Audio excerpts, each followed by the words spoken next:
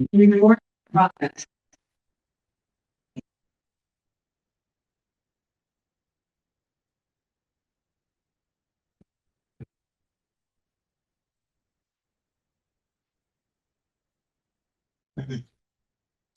Oh.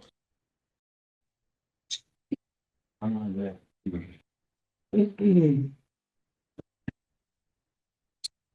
She's done it.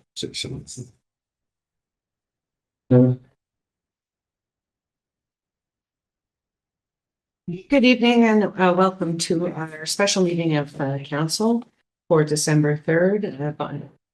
Bonsoir et bienvenue à notre réunion de conseil spécial pour le 3 décembre. To open this evening with the land acknowledgement, I'll pass the floor to Councillor Perry. Thank you, Madam Mayor. C'est la reconnaissance des territoires. Je souhaite prendre un moment pour souligner l'importance du territoire sur lequel nous sommes rassemblés.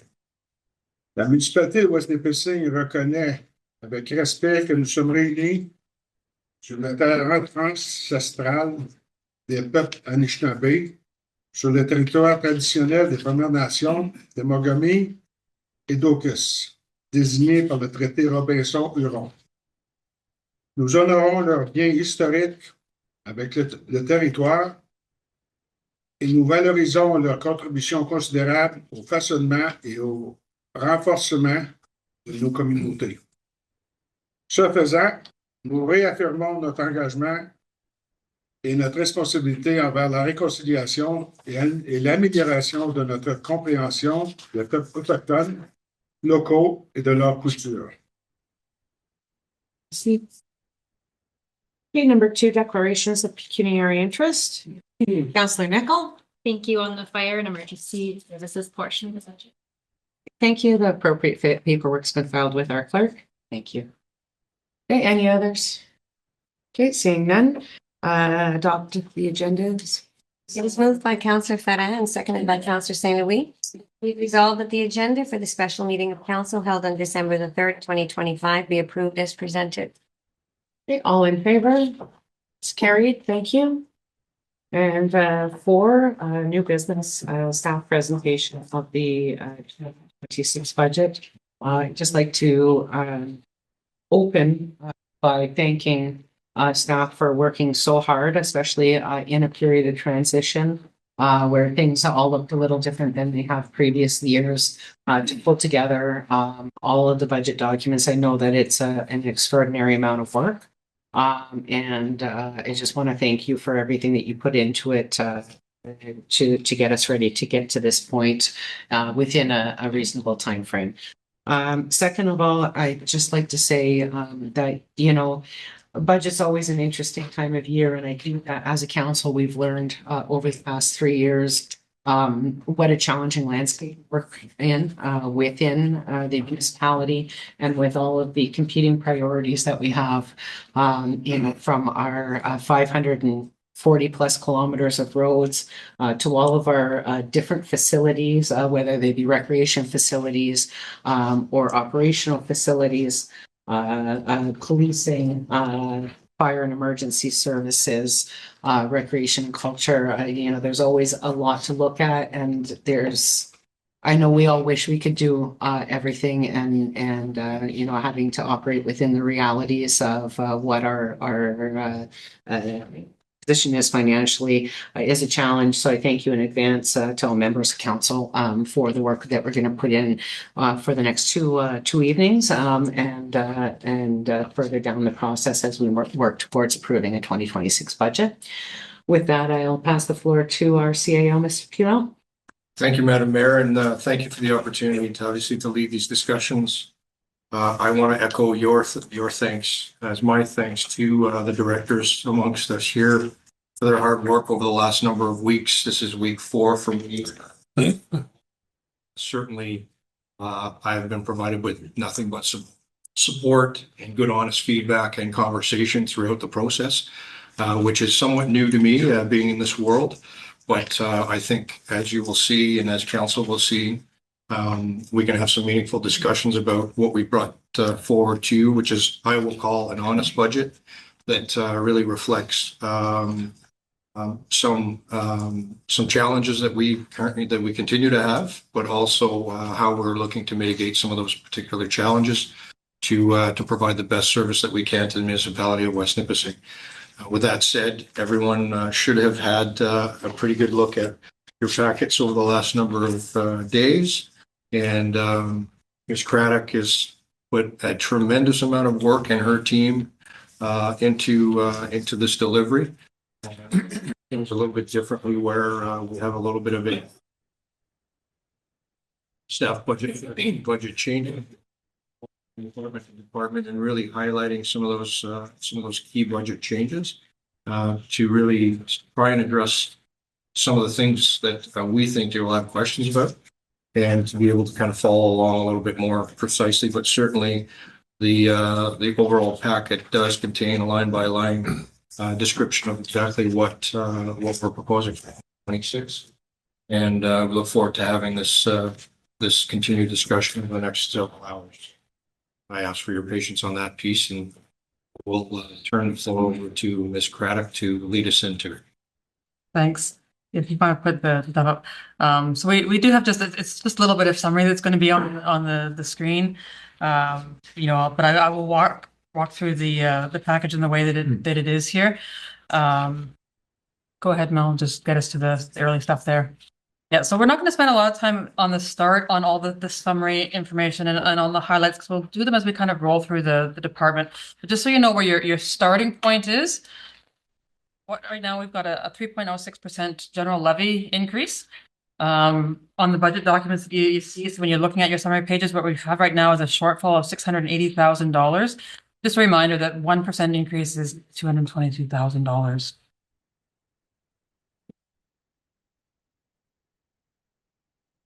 Yeah, oh, actually, we'll just pause. I'm going to just go through a couple things just to look at it. We're going to do most of the first part, or most of the early pages in your budget as we roll through the departments. I am going to point out a couple of spots where there are things that I want you to know that are small corrections. If you want to look at page 13 for a minute, changes section. Building and planning, not a $25,000 reduction in special projects. It's only a $10,000 reduction in that one. We will see that when we get to the department. And then if you look at page 17 in the summary of all categories, and I want to thank Councilor Rivard for bringing this one to my attention. Right at the top of the page there, you'll see donations. It says donations of $5.3 million. It's not donations. That's financing. Yep.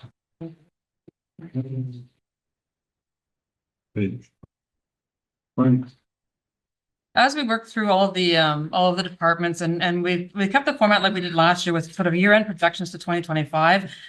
And I just want to remind you, I'm conservative on projections. So projections that are sort of based on historical, they're sort of based on things that I know right now.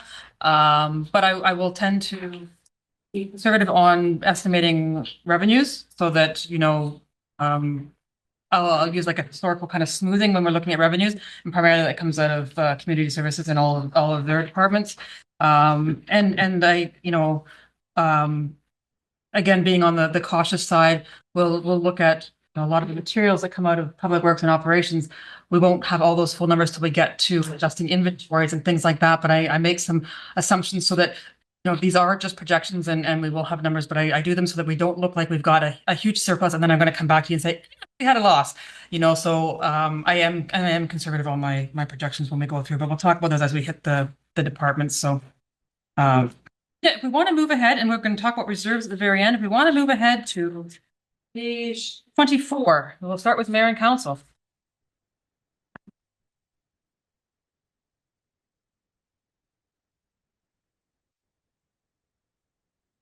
So in looking at in your budget, not a lot of changes over last year.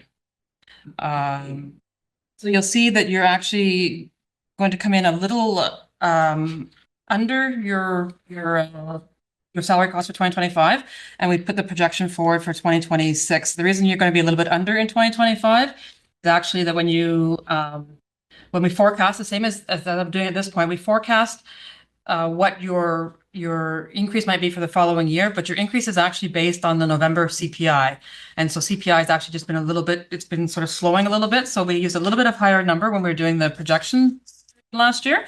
And then as well, when you actually did your compensation review, you did a mid-year start on that so that, you know, there were some savings in the 2025 year for that. So when we're looking at your 2026 budget, again, it's based on a 3% potential CPI increase on November.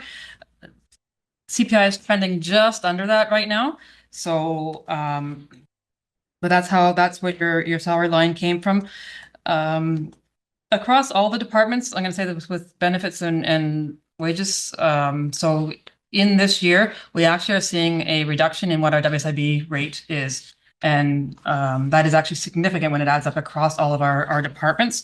So we are kind of seeing this balancing, even though CPI and EI and those types of things sort of move up every year, WSIB has retracted a lot. And so we are seeing sort of this balancing a little bit in benefits without necessarily seeing huge increases in the benefits portion of our wage costs as we roll across it. The rest of the mayor and council budget, I've actually held the same as it was last year. So you've got the 45,000 in education. That was a bit of a bump that we did in 2025. If you look down towards the bottom, I've kept the $70,000, the discretionary grants. We haven't got a lot of our 2026 applications in yet, but Mr. Poulin's folks have been reaching out to our community groups to make sure that we get those 2026 applications in so that we can bring you sort of a summary to look at together with those 2026 requests. The 10,000 for is CSWB was community safety well-being. And so we started that a couple of years ago. And I've put it projected as if it's going to be the full 10 because I'm going to come to you next meeting with a request to transfer some things into reserve. And so I'm just suggesting that it might be one that you want to transfer into reserve so that it just adds to part of your reserve for projects that you might have come up down the road or things that you might want to do down the road. But we'll have that discussion at a council meeting. I've kept that same 10.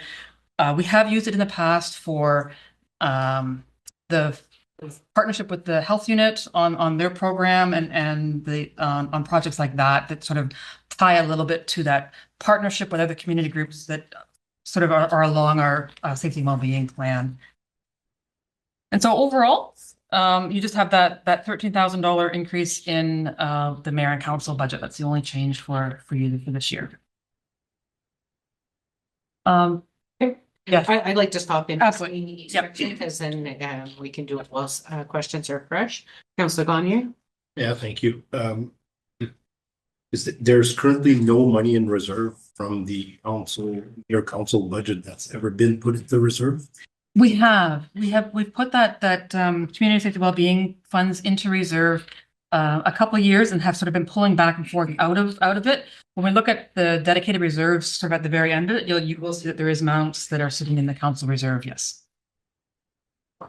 What's the estimated amount of money that will be left over at the end of the year since there's only a month left or not even? On the discretionary. No, I mean on the total budget. Oh, on the total budget. Oh, okay. So if you want to flip back a few pages, I'll take you even back to page 20. Sorry, Councillor Gagne. Yeah, so on page 20, you see the 2,500,000. That's what now is sort of the projected surplus for 2025. For total municipal. Total municipal. Yeah. Okay, were you looking specifically? Yeah, specifically, just for. Right. Are we going to spend or actually 420,000? I know there's like 30,000, almost 30,000 left from the discretionary grant. But do you have an idea of what's going to be left over? Sorry, in the column, the grayed out column to the projection 2025 is what Madam Craddock is Oh, that's the projection? estimating for end of year. Okay, thank you. Yeah. And Answers that's my throughout the question. budget. 57, 58,000. 50. Okay, thank you very much. No more question, Madam Mayor. Okay, thank you. Sorry, I do have a question. You referenced the project with the health unit.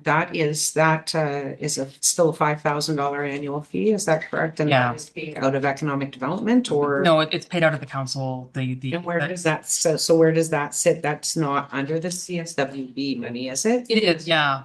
But we had money that we put in reserve at the beginning, and we've sort of have used the money that's been in reserve to fund the contribution so far, yeah. Okay, thank you. Just want to give everybody a chance. Other questions or comments on Mayor Council, Councilor Rivard? I'm just, I've never fully understood what this. So if we're projected at 364,000 this year, but it was budgeted for 22. So we're 50 plus less. Why would we then increase another 13,000 if there's not really any changes happening? That's what I never really understood. Why wouldn't we just stay at least at the 421? And then I guess wouldn't be that $13,000 increase. I don't know, maybe I'm missing something. So, so we know that the wages are going to go up, and you folks are easier group to budget wages than you know, when I'm looking at overtime and things like that. So then it's a matter of within your other operating costs, do you actually want to claw back to what your actuals have been? Or, you know, do we think that like the discretionary grants was sort of a startup this year and kind of rolling? You know, if you think that 70 is going to be a larger number than you actually are going to have from groups over and over, or you want to kind of you know, decrease some of these lines, we do have some money in reserve for the community safety well-being. We don't have to continue to put 10 in. So it would be, yeah, do you want to adjust your other operating expenses back down to what actual has been, or do you want to look at how you might have to spend your money? So when we're doing budgeting, it's not always, here's what I've spent, it's here's what I think I'm going to need to operate on, you know, with the historical being kind of what guides us a little bit, which is why you've got the historical. But absolutely, if council says, hey, you know what, I think that the community safety well-being and discretionary grants is actually duplication of funds now, and we can look at things like that. Absolutely, that is, you know, discussions for you to have.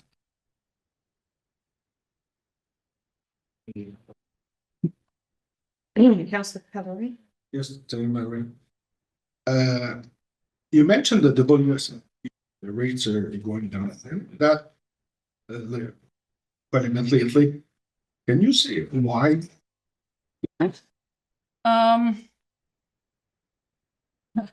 So WSIB and transitioned for large employers like us. WSIB transitioned like a couple of years ago as far as how they were funding their fund and how they were actually calculating what rates were going to be. And so they've moved us kind of back until you're in a bit of a pooled, and they take sort of your last 5 years of claims, and they roll on your last 5 years of claims and then see how you compare to your pool and those around you. Our last 5 years of claims now drops policing, so we don't have policing in our claim history anymore. And that our Thank you. Yeah. And on education, 45,000. What are we talking about exactly? I know we had the education with the Integrated Commission and all this, and what else did this? That's also all your conferences that you go to, both the conference cost and the mileage and daily rates that go into there. You know, with the and we had some sort of good fortune that we had some local conferences last year, so we weren't doing a lot of travel. But yeah, so and then you know it has been successful because you've gone down and done all these delegations, and we were really successful in getting delegations at the last demo with 7 delegations or something like that. So it covers all of that as well. Yeah. But the Integrated Commission that we had, is that part of it or So not? he sits down in professional fees.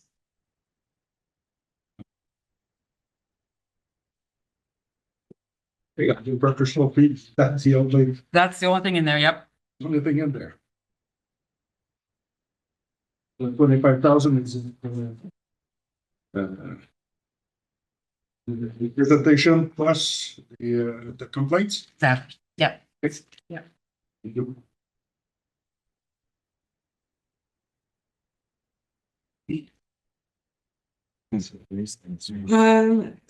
Sorry, I just asked a question to council first.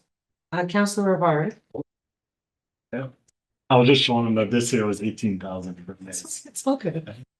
You had mentioned about whether or not we want to have a discussion. Do you want to wait and see the whole budget? Yeah, Back and look at if we want to propose revisions on any parts, like do you want to see the big picture before we go back and start to play with numbers? Okay, so good comment, and I just want to make sure that we're working in a process that's going to work for everybody. I tend to agree because I want to see the big picture. Councilor Bonnier? Yes, just a following. Conseiller Pellerin's question. Any IC request goes into the mayor and council's professional fees? Yep. Regardless if it's council or not council? Like, So IC is only council though. that's only council? Okay. Yep. Okay. Anybody else with questions on mayor and council budget? Okay, we can turn the page. You can turn the page. We'll look at corporate services. We're on page 26. I'll leave the really exciting part. We work down to it. It's at the top of our there. So each year we start taxation revenue, assuming, with the supplementals that have come in the current year, that's sort of added to the pot to start. So that's why you see taxation revenue increased already. We have had a lot of supplementals processes this year, supplementals and omits. This is just new builds. The province has not instructed MPAC to do a reassessment of property values since COVID. We were due for one in 2020, and then COVID stopped it, and MPAC has not done any further reassessment on property values. And that would just change how the taxation is allocated. It wouldn't give us more tax, it just changes how it's allocated. Payments in lieu are those ones that we get from other levels of government. So if we've got federal and provincial properties in our area. The big one is the change in OMPF. And so last year, the province sort of indicated that they were going to put some more money back into OMPF, kind of over a 2-year cycle. This is the second of those 2 years, and it certainly is a fairly substantial windfall for us, with an extra $800,000 in OMPF for 2026. OMPF is calculated by looking at a number of metrics, how we compare to the province in assessment, in incomes, in Employment Act, and all those things. That it all ties into how they determine the split of OMPF. And I guess it's an excellent windfall for us this year, and certainly contributes to why you're seeing such a low tax increase as a starting point. Because often when we're looking at OMPF, we're actually looking at a reduction. So we've got to go and get that little bit of extra OMPF that we've lost, and then go get our coverage. But certainly that is certainly making things easier as we look into this year. The $75,000 grant that's coming out, we've also got expense coming out tied to that, and that's just, we've done some of our studies with that money. That was money that came out of the municipal efficiency fund that we had. So the revenues come out, but the expenses come out as well. POA is a tough one always to project. It really is up and down. It really is all over, as you can see when you're looking at our actuals. Little increase with penalties and interest coming from our properties. You will see on the other side that interest revenue, I've pulled back interest revenue a lot, and that's a combination of things. One, we've been carrying fairly significant balances on some of our funds for like gas tax and OCIF, and Public Works has spent all over their money now. So we're carrying less balances that way. And the other is, it's really just a change of the interest rates. Interest rates have declined. That's all. Sorry, can I just ask you, when there's an acronym, can you just tell us what that is? Because sometimes we don't know those. Absolutely. Like POA. POA is provincial offenses. Oh, okay. So it's our share of sort of the region's court fees. Yep. And so overall, we're starting at a little bit better place in revenue coming out of corporate service general government. Again, mostly coming out of taxation and the OMPF, which is the partnership fund. So if we look at what's going on in expenses then, Mel, if you want to just flip there one, please. So across all of our departments, the collective agreement is a 3% increase, so you're going to see the 3% wage increase. With the exception of bylaw, there are no new bodies built into the opening budget here for you. When we did the compensation review last year and council approved the compensation review, we had a few employees and when we were kind of splitting that gap across 2025 and 2026. So there's a little bit of catch up in a few departments to sort of catch folks up into the correct grid. But most of what you're just seeing is the 3% increase across salaries. Again, benefits is the same, not a lot of change with benefits. It's that increase in CPP, decrease in EI, or decrease in WSIB. As I look at insurance, and when we roll through all of these slides, you're going to see an insurance estimate. When we did it the 2025 budget, we didn't have our actual premium from the insurance company yet. So we had actually forecasted a little bit higher than it was going to be in 2025. And so we ended up with a little bit of moderation. So you'll see actuals in insurance all under what the budget was for 2025.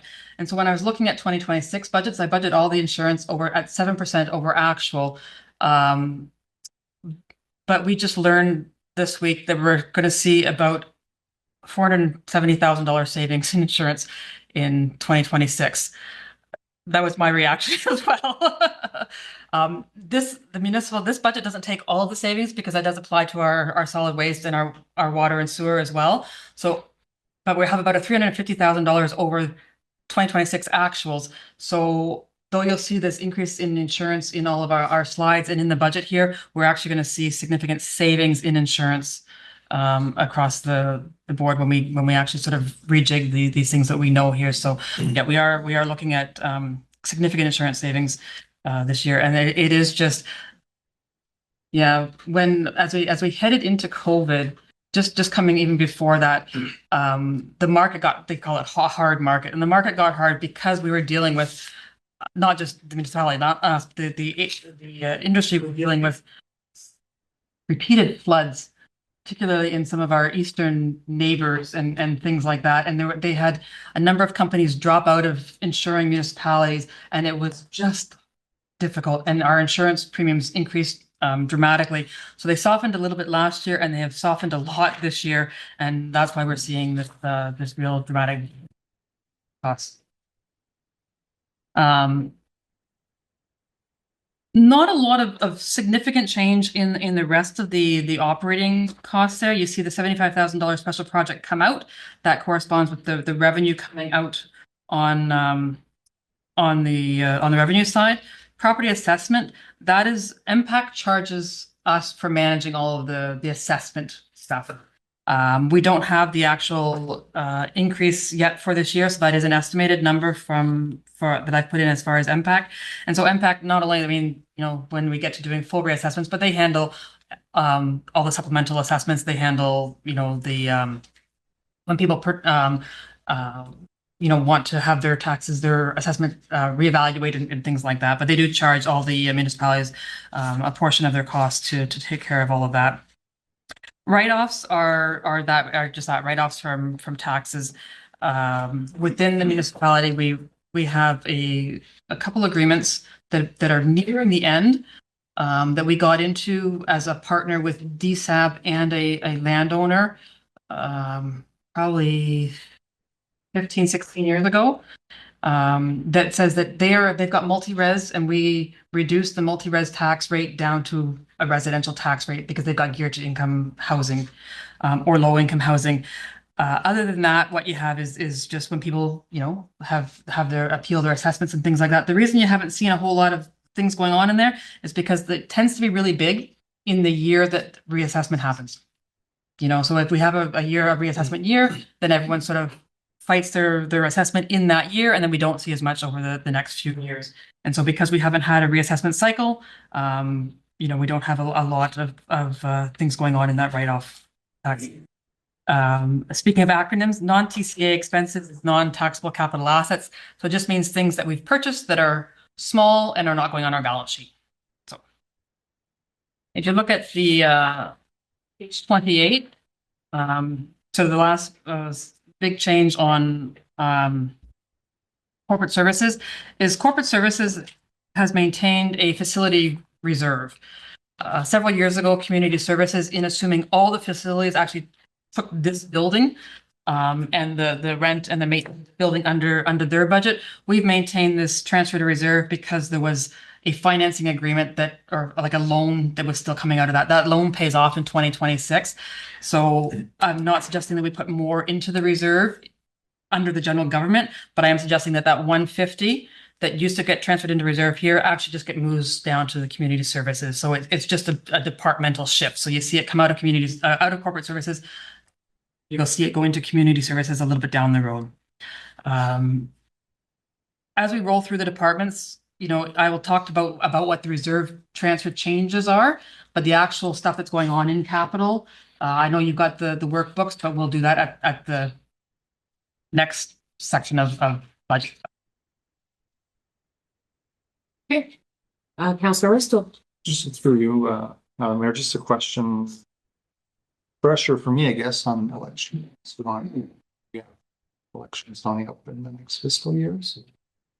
So after the last cycle, what we've been doing is we've been putting $25,000 a year into reserve for elections so that we've got it there in the year that it happens. Is that here in the corporate service? Yeah, and actually, you know, it would be an in and out. You know, I would assume that we're just being in and out, but I certainly can put that in so that it shows in there election costs in, election costs out. Yep.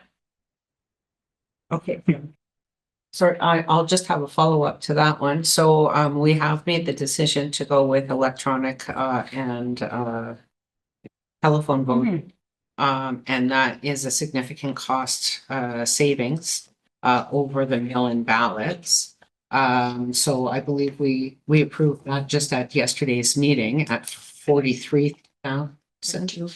42,000 and change, and we put aside $25,000 per year over the 4 years, so there should be $100,000. Are there other expenses outside of the cost of do you offset any staffing costs, or are there other costs that will be coming out of that $57,000 that it's left, or is that moving somewhere else? So there is staffing costs that come along with it. Again, the staffing costs are going to be reduced under this format as well, because we won't have to have everyone here every night doing all these envelopes and on the night of and things like that. So the staffing costs will be reduced, but there are staffing costs above and beyond our regular HR that is usually part of it. So there will be some there. Still some postage that is attributed to it as well. Yeah. Wasn't the postage to be like the 43 is, and it was $43,000 plus postage. Was that based on a? The 43 was including postage, but not including whatever increases. Okay. They based it on the 2024 bulk rate. Canada Post is going to do. I just want to know what's going to Yeah. happen to that $50,000.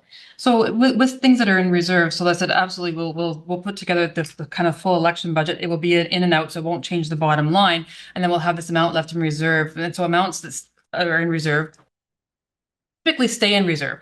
Now, it does mean that you could, if we are sort of committed to doing this going forward, and we've got costs, that we reduce what our transfer to reserve is. So because we don't need to build up to $100,000.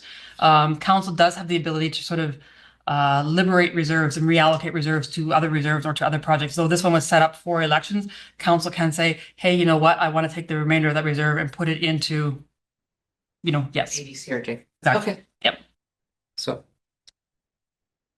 So if we account for a little bit for staffing and for, there's probably close to $50,000 Of expense. Yeah. that would remain in that line. Okay, and that the cost that was presented. You need to just because I'm sorry. Meeting. Like you can't whisper at me. I appreciate your information, but everybody has The amount that was in the resolution did not include tax. Okay. Thank you. Thank you, Madam Clerk. Sorry. You're not usually so quiet. Other questions or comments, Councillor Pellerin? The gas tax goes into which line? So gas tax comes into Public Works as revenue for their capital, but it all sits in Public Works. And we get that from the province, obviously, and it's based on what? I probably asked that question last year. How do they calculate that? I don't have that answer for you, Councillor Pellerin. Yeah, How much did we get, let's say, this year? it's in the 900,000 range. 900. 900,000? Can we discuss that when we actually get to the Public Works Well, budget? she mentioned gas tax, so. Yeah. Did you mention gas tax? Yeah. Oh, wait. I wrote it down. So I didn't hear gas tax either, and if it's a revenue under Public Works. Under Public Works, yeah. Yeah, so can we talk about the gas tax just when we get to Public Works and? Well, I got my answer. Okay. One more, Madam Of course. Impact. You say we pay a portion depending how much appeals there are and all this. Is impact completely fund by the municipalities? Yeah. Completely? I believe so, yes. Yeah, I will double check that, Councillor Pellerin, but I believe it is complete funded, but I mean, across the province, right? And so it's not based on the number of our reassessments, but it's based on our assessment pool kind of thing. And they do that work for us, but yeah, I believe that it's completely funded by the municipalities. That was the goal. Yes, thank you. Councillor Larrabee? Thank you. The appeals for MPAC is covered by the taxpayers, not No. have an appeal. So if you're going to appeal your taxes and you appeal it up through MPAC, that's all part of the service that MPAC provides. So the municipality gets that bill Nope. or somebody appealing. If the only bill that the municipality would get on that is if somebody wins their appeal and gets their assessment reduced, and then we owe them because we've overtaxed and MPAC has decided that we've overtaxed them. But no, we don't pay for the appeal process to MPAC at all. No. Okay.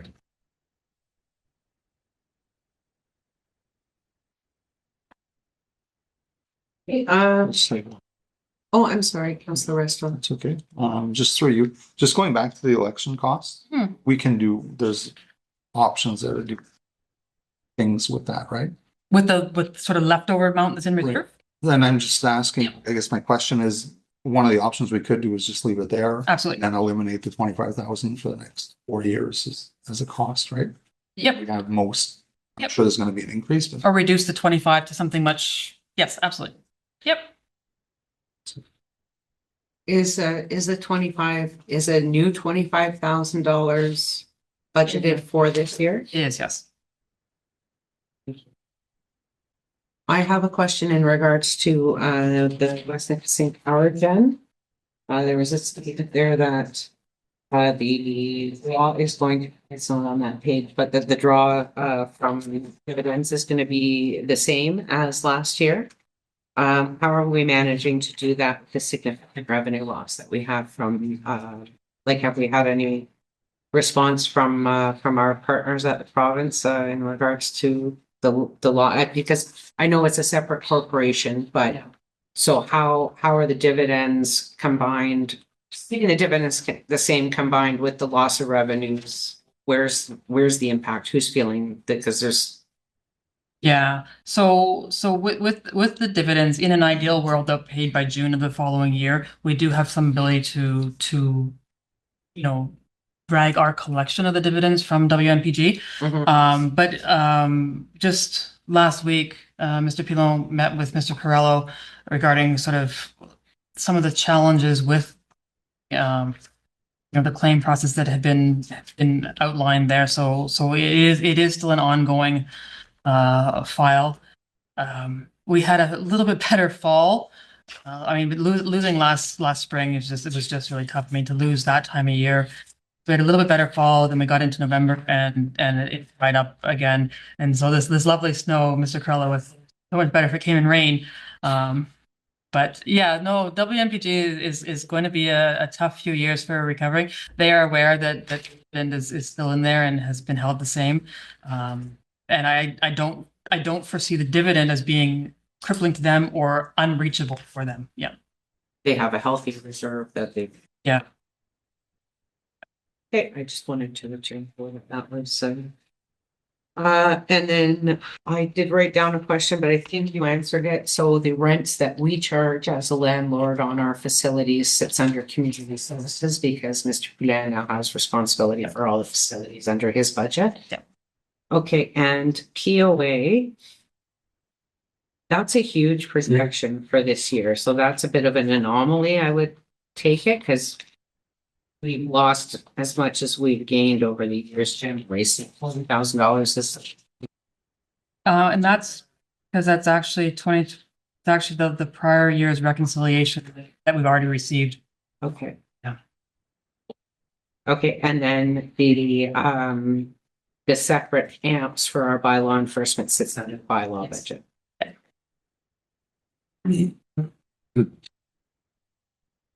Okay, any other questions from, well, oh, sorry. You can ask from Logan.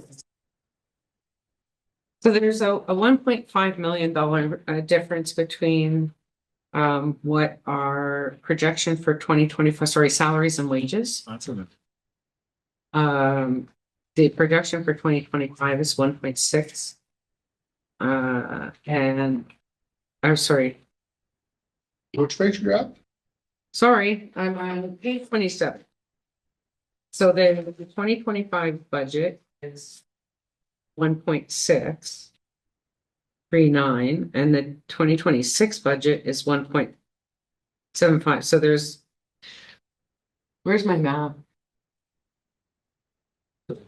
Was there something, there was something. I think you're looking mentioned at about- page 6. On page 16? Oh, on the main, Summary of all. of all, so we cover that when we do that. Yeah. Because there's a big gap there, right? Yes, towards the end of the year, absolutely. For the wages. Yes. For the overall or. For the overall, yes. So I won't address it here. We'll talk about that when we get to the overall. And I think that's all I have. Anybody else? Okay, next slide. So, looking at Public Works is not obviously, sort of a revenue generating department. It gets revenue from aggregate licensing. Sorry, we're on page 29. From aggregate licensing and culvert installation is a sort of its other one. When folks are installing entrance culverts, we charge it's actually a small fee that adds up a lot for inspection of their entrance culverts, and it has been a busy few years with entrance culverts. So again, not a big part in the overall budget, but a big part in their budget. So a little bit of increase into their revenue for that 20,000 between those two pieces. When you look across some of the historical, we used to do some intercompany transfers for the fact that when we had a mechanic, our mechanic was also working for WNES occasionally. But in the absence of not being able to fill that mechanic position, we have not put that intercompany revenue in there. Salary and wages, sort of all the same. It's just sort of that increase in the sort of the whole grid moving that 3%. Again, no new positions in Public Works. Going back to your question that you alluded to, when we look at what adds up to the overall salaries and wages in 2025 compared to budget, a lot of that has come out of vacancies. And Public Works has had a number of shuffling around as we move people to other departments and then had to refill positions and had some vacancies in their salary line. So that certainly sort of contributes to where they ended 2025. And then benefits is the same as we've had with prior years. A little bit of increase in education.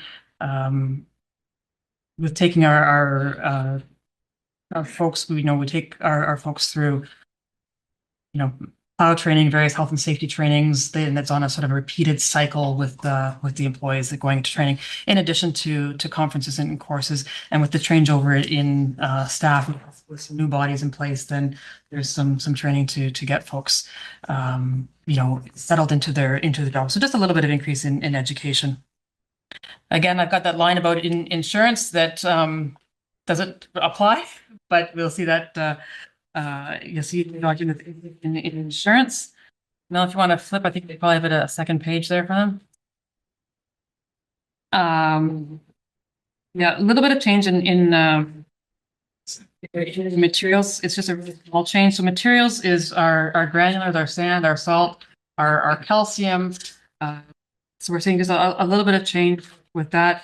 Had a little bit of increase in estimated cost for calcium, some decrease in the estimated cost for granular material. So we've just got that slight change in the materials cost. The big part with Public Works, and it has been for a couple of years, is that vehicle expense. We're seeing significant savings in fuel costs right now compared to the last couple of years. It's the repairs and maintenance. And we've talked about this when I've done our quarterly reviews, that and we've talked about it at budget last time as well, that our two departments that have got our heavy fleet are finding just that the repairs cost is significant. And it's not just the like the shop cost, it is the parts cost and everything else that goes along with it. And the fact that equipment just gets more and more technical, so that the folks that we have on board even don't necessarily have the equipment to do the diagnostics. So it is a significant challenge that we continue to see. So the increase in vehicle expense is all going to repairs and maintenance within the Public Works budget. The increase in services and rents is just sort of matching some of the historical, and that's just been this shifting of increase over time. So services and rents, the big drivers of services and rents are the Connecting Link winter maintenance. So we do pay contracted services to do the Connecting Link through town. So Front Street and the first little bit of 64 there. A few times in the past, council has looked at bringing that in-house and we've not decided to do it because it does just mean more equipment, folks working on shifts in order to meet minimum standards on Connecting Link. So we have just maintained the contract for that. Snow storage, the snow blower rental, we just have that rented for the winter months to do the downtown and like the ICI, the industrial commercial institution areas. And then the Vector truck rental, council, remember we entered into that a couple years ago. It's a split cost with distribution and collection, which is in the water and sewer side. And it was in place of actually purchasing a fairly significant asset ourselves that would sit idle for 6 months of the year, that we just lease it again over the summer season. And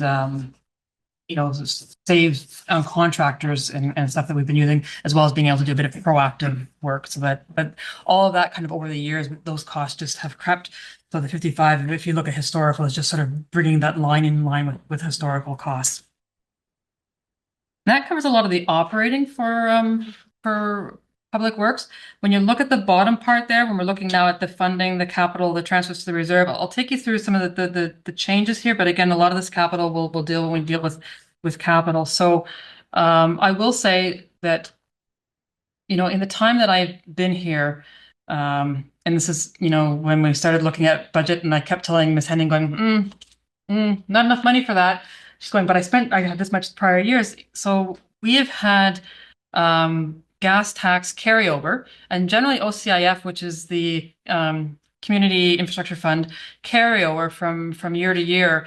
And in the 15 years I've been here, this is the first year we've actually used all the gas tax from prior years before. So we don't have as much stuff carrying over in these reserves from prior years to use towards this year. So in answer to Councillor Pellerin, we have $955,000 for gas tax revenue. We have historically given it all to Public Works. It is sitting all within Public Works. OCIF is a little bit less. OCIF is only around $900,000 this year.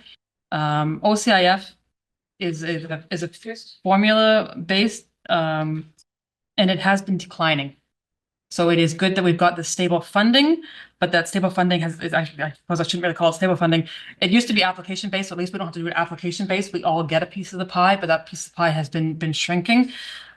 They use the same sort of pool of money to fund some of these new funds that they've been doing. So the Hughes, stuff like that, kind of comes out of the same fund, but they moved some of this fund back to application based for folks, and which means we've had this sort of contraction of OCIF in this year. The OCIF is being split between Public Works and Water and Sewer. Because if you remember just a few months ago when we were looking at the water financial plan and we were looking at all the work that Water and Sewer has to do, we've moved some of the funding to assist the Water and Sewer, which means a little bit less for Public Works. We did get funding for Hughes for the development. It was a Borgo and the area in behind. The Hughes was money that was designated to support new housing. So it's housing enabled water. And so there is a portion of it that sits in the Public Works budget again, because we're also doing storm and everything as we're there. And then the rest of it sits in the water and sewer budget. So all of that kind of rolls into our funding envelope. But like I said, it is this decrease because we don't have these carryovers of funds from prior years. The change that impacts the taxpayer part, or the tax levy part of this, is that transfer to reserve. And so we've put in an additional $200,000 for transfer from reserve to infrastructure. Council will recall last year we did some shuffling around with reserves and did a big boost into the fleet reserve for Public Works. So we've actually got their fleet reserve transfer at a way that's going to be sustainable for a few years. So we're kind of okay there. So now we're going to play some catch up on getting the infrastructure reserve up and transferred. So again, when we talk capital and we look at capital, and you've seen your capital plans, and you remember the roads needs study, the numbers that we should be putting in an ideal world into infrastructure are really significant. And so the $200,000 is just a move towards, catching up with those numbers. We certainly can't get to those numbers overnight. This is just sort of a move towards catching up in those numbers. If you look back across the historical, though, on the transfer to reserve, you see way out at the end of the, it was just a $700,000 transfer to reserve. And when I started here, we were putting $250,000 into fleet reserve and nothing else. We weren't putting any transfer in the infrastructure reserve when I started here. So it took a lot of years just to get that in. So, yourself, councils of the past have sort of recognized the need to do this planning for the future and look at actually funding that infrastructure. But it is a big catch-up game that we're playing. And then their actual expenditures, we'll talk about tomorrow night. Okay. Thank you very much. Comments?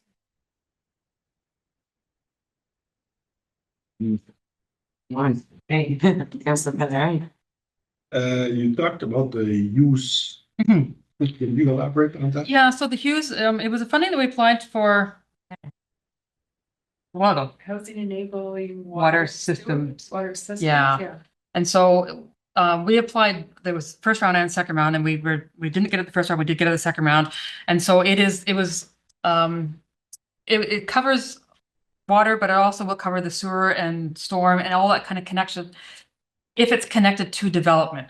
So but we're not actually doing the work on a developer's property, right? It has to just be infrastructure. Developers are still responsible for their own work. So if we look at you can see the land that they've cleared at the end of Courcelles, and there have been some plans for development back in there. What this is doing upgrades to the Borgo lift station and some of the piping and looping in there to support that development when it comes, so that we've got infrastructure ready for when that development gets off ground. And so it was 73% funding on it, and it was about $1 million, just a little bit better than $1 million project that we've got.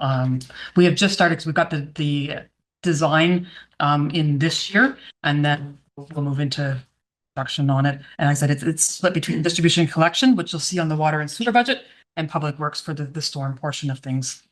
Okay, so it's just a one shot deal. Yeah. And the lift station you're talking about, is it the lift station we were talking about last night? Yes. Okay. Other question, on the maintenance on the vehicle expense. I forget what I wanted to ask.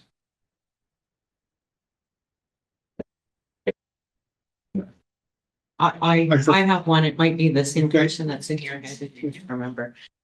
So on the vehicle expense and repairs and maintenance, it's a significant amount of money. So vehicle expense at $1 million. That is generally repair, so parts and service on our different pieces of equipment. So the $1 million that you're looking at also includes our fuel and all of that as well. Okay. But of the budget for 2026, $550,000 of that is just vehicle repairs and maintenance. Yes. So I have a question in regards to the mechanic position then. That position has been posted a number of times. And I'm assuming that we're not getting any applications, and we're not getting any applications that have the qualifications that we're looking for. Or they have declined to come when an offer is made. Okay. Is that job classified in a way that will attract the right kind of candidate? Like, is there value in reassessing where that falls within the compensation scales? Because it seems that if we could actually fill that position, there could be significant cost savings for the municipality. So if by spending another $20,000 to get the right person, we're going to save $100,000, you know, like, and I don't know what that involves from a human resources perspective, but is there a way to sweeten the pot so we can actually get somebody in that position? Because I'm sure you've done the numbers as to what the cost savings could potentially be. And it's certainly discussions that we continue to have kind of as a group. You know, absolutely, yeah. It doesn't take away all the vehicle repairs and maintenance costs because there is materials and parts and all that sort of stuff in there. Some of our challenges have been it is a unionized position, and so we have to kind of get it agreed and restructured within the union. And we then have taken a look at it. And these things are doable where that position sits. You know, it was sitting as a public works position, but if we actually want it to be a municipal position, where does the position actually sit and where does it make sense? And then we have some facility challenges. As far as having a shop available. Yeah, and equipment to do this. Yeah, and then are we going to be right through to be a licensed shop, or are we just doing stuff that doesn't require us to be a, are we doing our own safeties or not doing our own safeties kind of thing? And what have we got? Silver bullet for everything. Yeah, but we've certainly tossed some ideas around, but we'll give Mr. Pilon more than 3 weeks and then throw it at him to come through. But it is absolutely what we're doing right now is not going to work. We're not going to get the candidate in for how the position sits right now. That's a perfect answer, because I understand it's more complicated than that. But if it's something that we can kind of yes, flag along with the massive list that has been developing over Definitely put on the board. but you know, it's a complex issue, and much of our equipment is very commercial, so it's very sort of industrial. So it's a different skill set. Absolutely, we'll look at those options. Okay, thank you.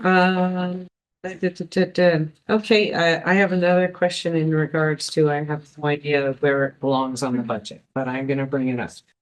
During the discussions in regards with the official plan and the new regulations regarding ARUs, I identified that there will likely continue the snow storage situation within the dense residential areas will continue to worsen. And the fact that we're making so much money off of entrance permits and stuff like that kind of supports that. So I have a couple of questions. One is the snow blower, which you mentioned, which we rent. Do we rent that? Like, we have access to it 24 hours a day, 7 days a week during the winter season? have access to it, don't necessarily have staff to run it 24 hours a day, so. Okay. But yes. Okay, no, just so there is a piece of equipment being there and it's may not be fully utilized. See downtown and living banks when the crews have time to do that. But it is when the Yeah. crews have time is what we're doing, yeah. Yeah, no, I Yep. understand that. Yeah. So I just, we received, I think, a lot of Mhm. concerns last year from residents I don't know if it was a particularly heavy snow year, but in regards to the height of the snowbanks along residential streets, and I know that they aren't the commercial ones, they are secondary routes and stuff, but they're some of the smaller streets are down to one lane and the snowbanks are 6 feet high. Are there solutions to increase levels of service there, and what are the costs associated? Yeah, so I think that's a little bit of, and we get snow removal complaints in sort of two places.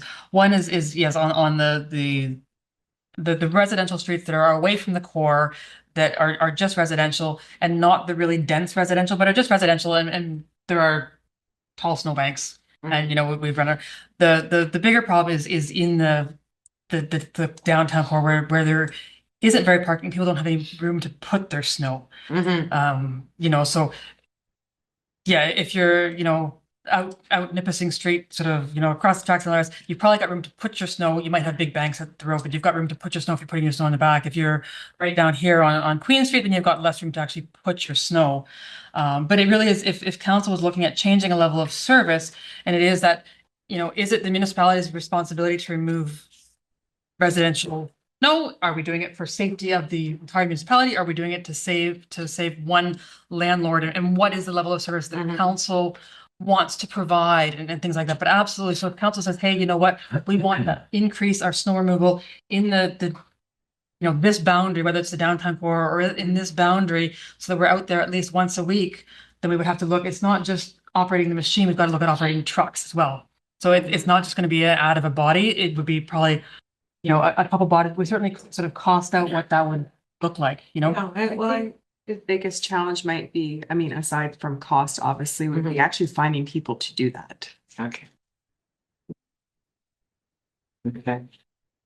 Yeah, it just becomes interesting because as we increase density in our urban areas, there is less room on private properties. If we start looking at having up to 3 residential units on an urban sized lot, and then the required parking for those residential units, there is no place after that to put snow. So, if the province is dictating policy there, but then it creates other issues within the community, and whether or not, that's landlords or, it's kind of how do you cope with it? And then also how do you make sure that as units are added, that we're getting fair tax revenues for the increased density. So anyway, it's just it's just something that I wanted to. Mayor. Councillor Larrabee. Thank you. Yes, maybe there could be a solution to this problem without going full-fledged with the snow blower. And, from the comments that I'm getting is if it would be done maybe once in the wintertime where there's some congestions. If there's no congestion, there's streets down to one lane. Some don't have no place to put their snow. Bank is high. If we were to use one loader, 2-3 trucks, and not remove all of the bank, but release the pressure. And that could be simple. You don't have to have a full-fledged crew. You could have 3-4 men and just touch up, the high problem end. And then it would be cost saving. You do it once in the winter, you're relieving the amount of snow that they have to store. This is what, instead of doing the whole the whole town, Oh, I'm putting my hand up. I'm checking. I do that all the time. all yours. When your crews are out and about, If they identify a street that is, I mean, not generally a street that you would do snow removal on, but is, we'll say congested, or severely congested by snow, what would be the process for them? Would they identify that with their foreman? Like how would the municipality deal with that? Identified by the foreman, but yeah, typically they focus the actual snow removal on the downtown core. Mm-hmm. Because that's where the street parking and everything is concentrated. When you get out into the side streets, like we're very clear in our level of service that you bank at the end of your driveway, residents are responsible for maintaining that. So if someone is pushing all of their snow to the corner of the driveway and then they can't see to get out of the road, that is not a level of service those banks. So we focus on intersections so that sight lines are there and the downtown core. Okay, but residents will still do what residents. Yes. So how do we address it when the roads become a hazard, or it become like when the banks corners, but just like random, I don't know, Levesque Street.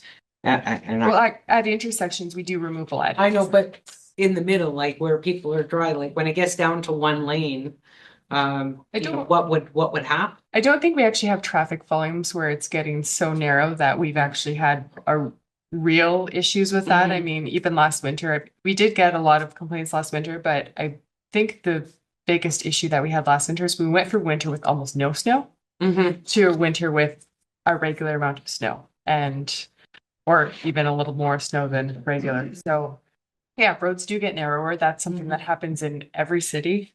And, we don't have high-speed roads where people are flying down them. People move over, they accommodate, like traffic will get through.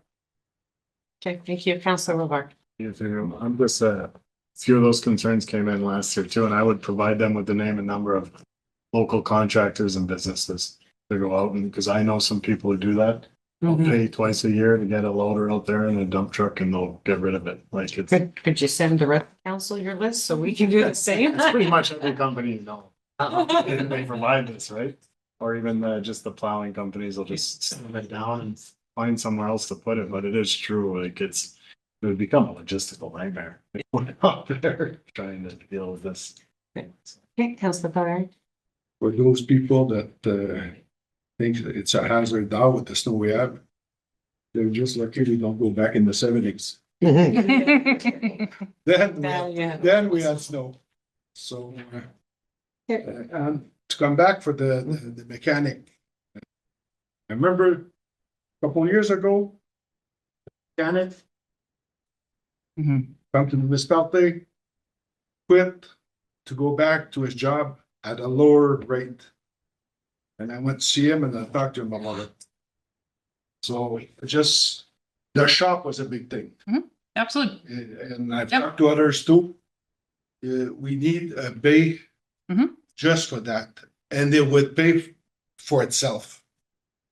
And for sure, the wage has to go up because Canadian Tire, all the people in town, I remember they were advertising, I think around $40 an hour. And I'm sure we're not even close to this. So we gotta change some things around and it's gonna pay to do that.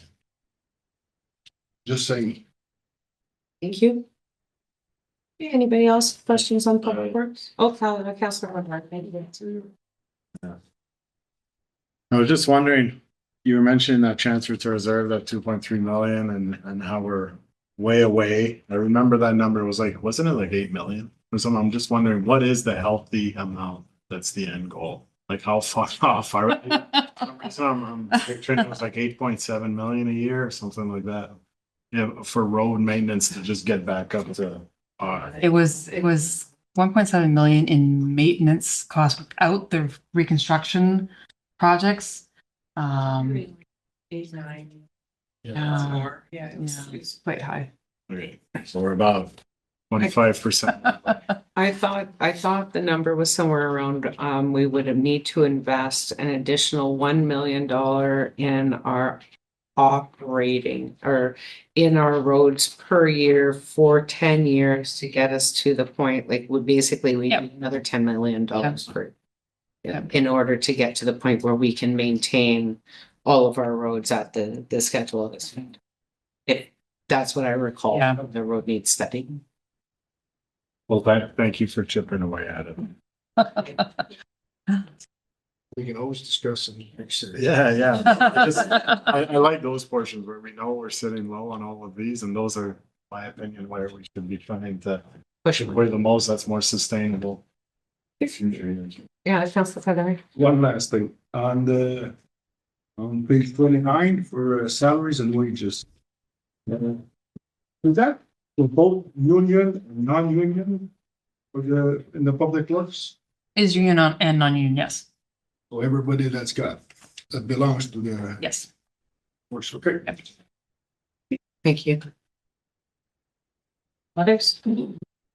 Okay, next slide. So just a little bit on municipal drains. I almost hate to say it because I'm sure the council's heard enough about municipal drains. But it looks a little different in structure this year compared to prior years. And generally our superintendent fees, we kind of show as a net of the grant. So we've got expense and revenue that I've broken it out. So we've got, you can see the grant and the superintendent fees, and we've got some changes in how we're looking to run that portion of drain maintenance.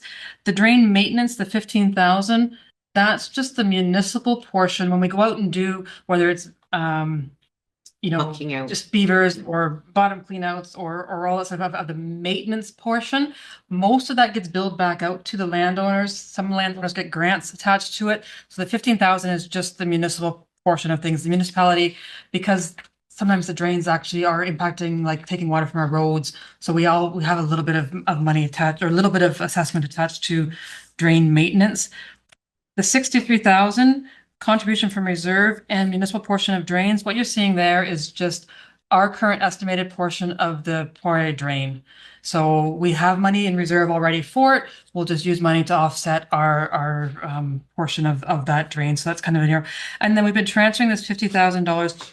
It used to be a little bit larger. We started to pull it back a little bit because we've got a reasonable reserve in there. And the reserve is used for both construction projects, which has certainly slowed down, and to offset, we have this, even in our maintenance, if we happen to have done maintenance on a drain that has got a lot of road assessment one year, it just kind of is used to kind of smooth that number a little bit depending on the work that we do. So we actually have a little bit of savings projected in municipal drains for 2026. Any questions, comments? What is the total reserve for the drains?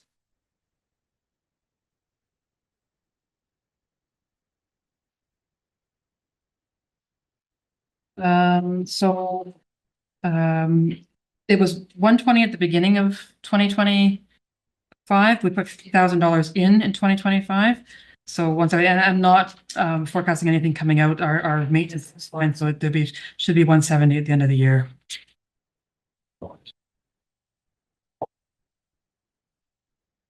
Councillor Feather?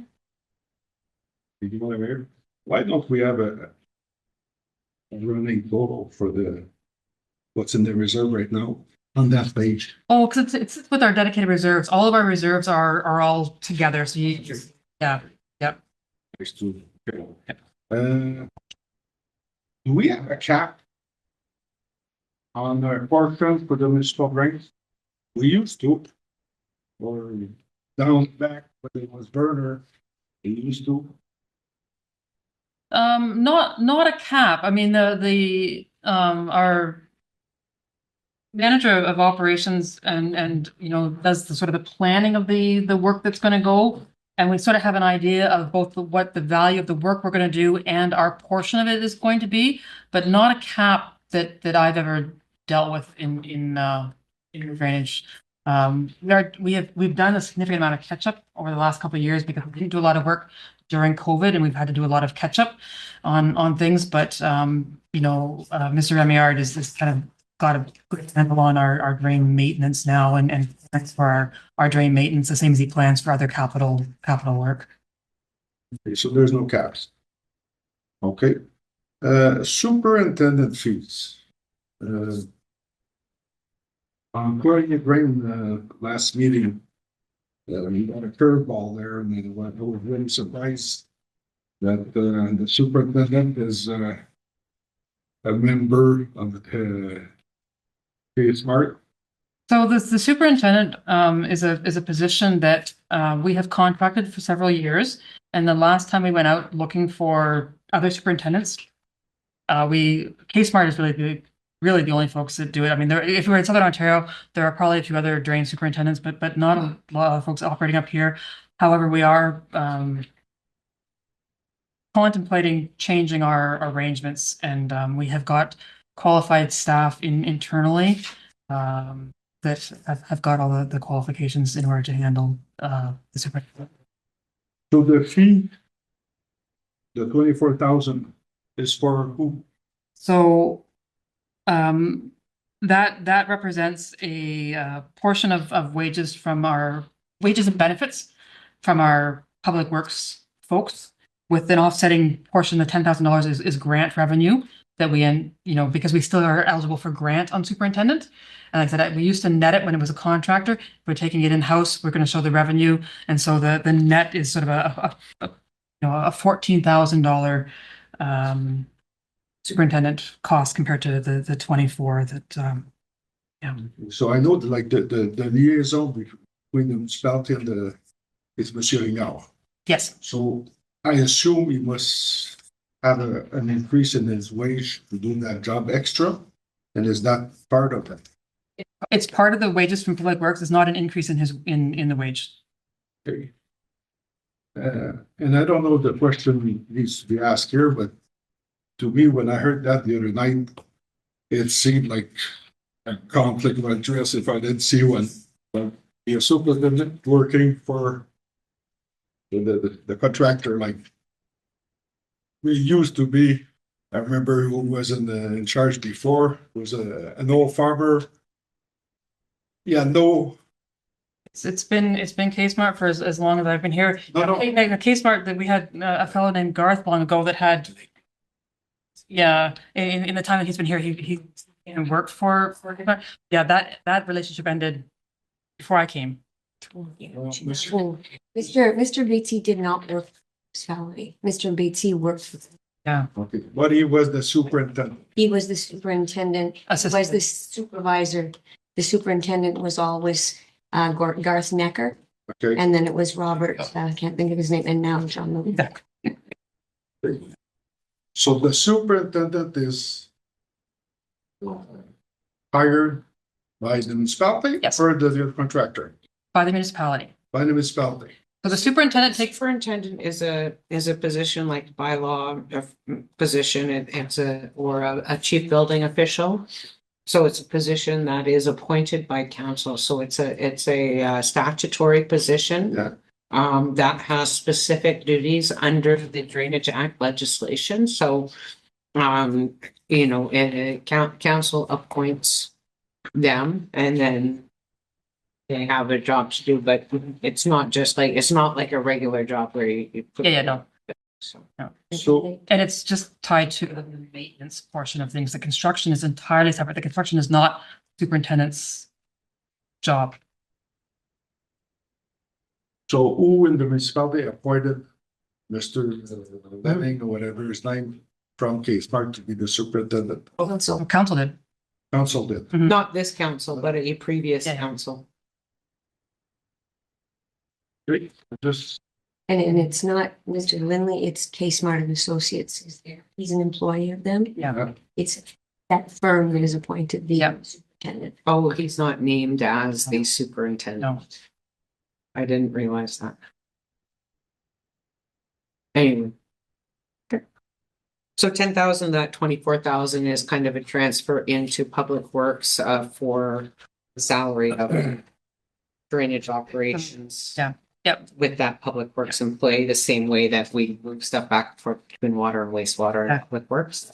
And then $14,000 is the estimated cost for the actual superintendent contract. Is that right? 14 plus?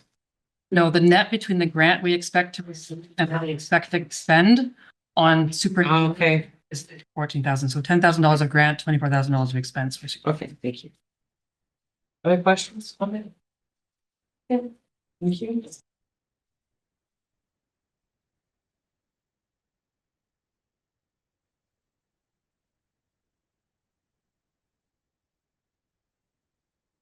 So Do please, you, sorry, because community services might take a little while.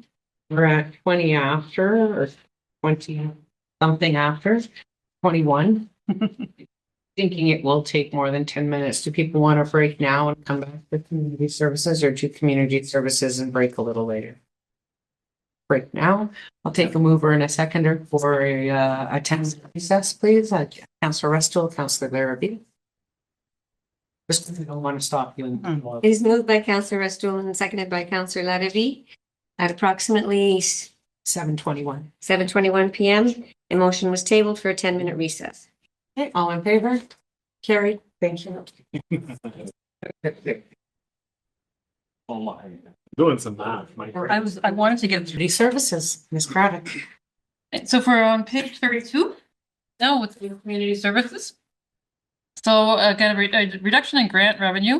A lot of this is largely tied to summer student grants, although some of the other provincial grants were actually not provincial grants, but just sort of how we had originally done some of the budgeting last year as far as transferring how the discretionary grants and community services work together.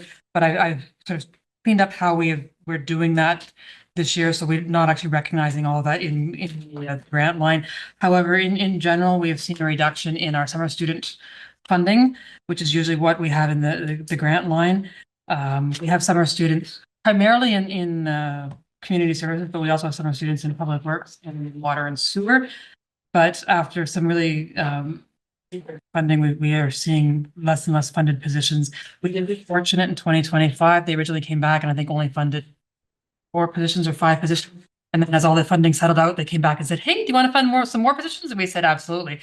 We hire the students and we need the students to run our seasonal operations. So, but it is just sort of a bit of a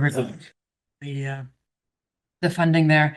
Little decrease in arenas. We got aggressive in our budgeting last year, and so the reduction there's an increase in arenas, but something else that we got aggressive in some of our revenue projections. So you will see some of these decreases in revenue for community services. One of the big wins there is in where is it here? Fitness and pool. So the increase in fitness and pool is all actually tied to swimming lessons. Now there are sort of costs attached with it, but swimming lessons has been a continuous growing strong performer for the municipality and for the recreation center.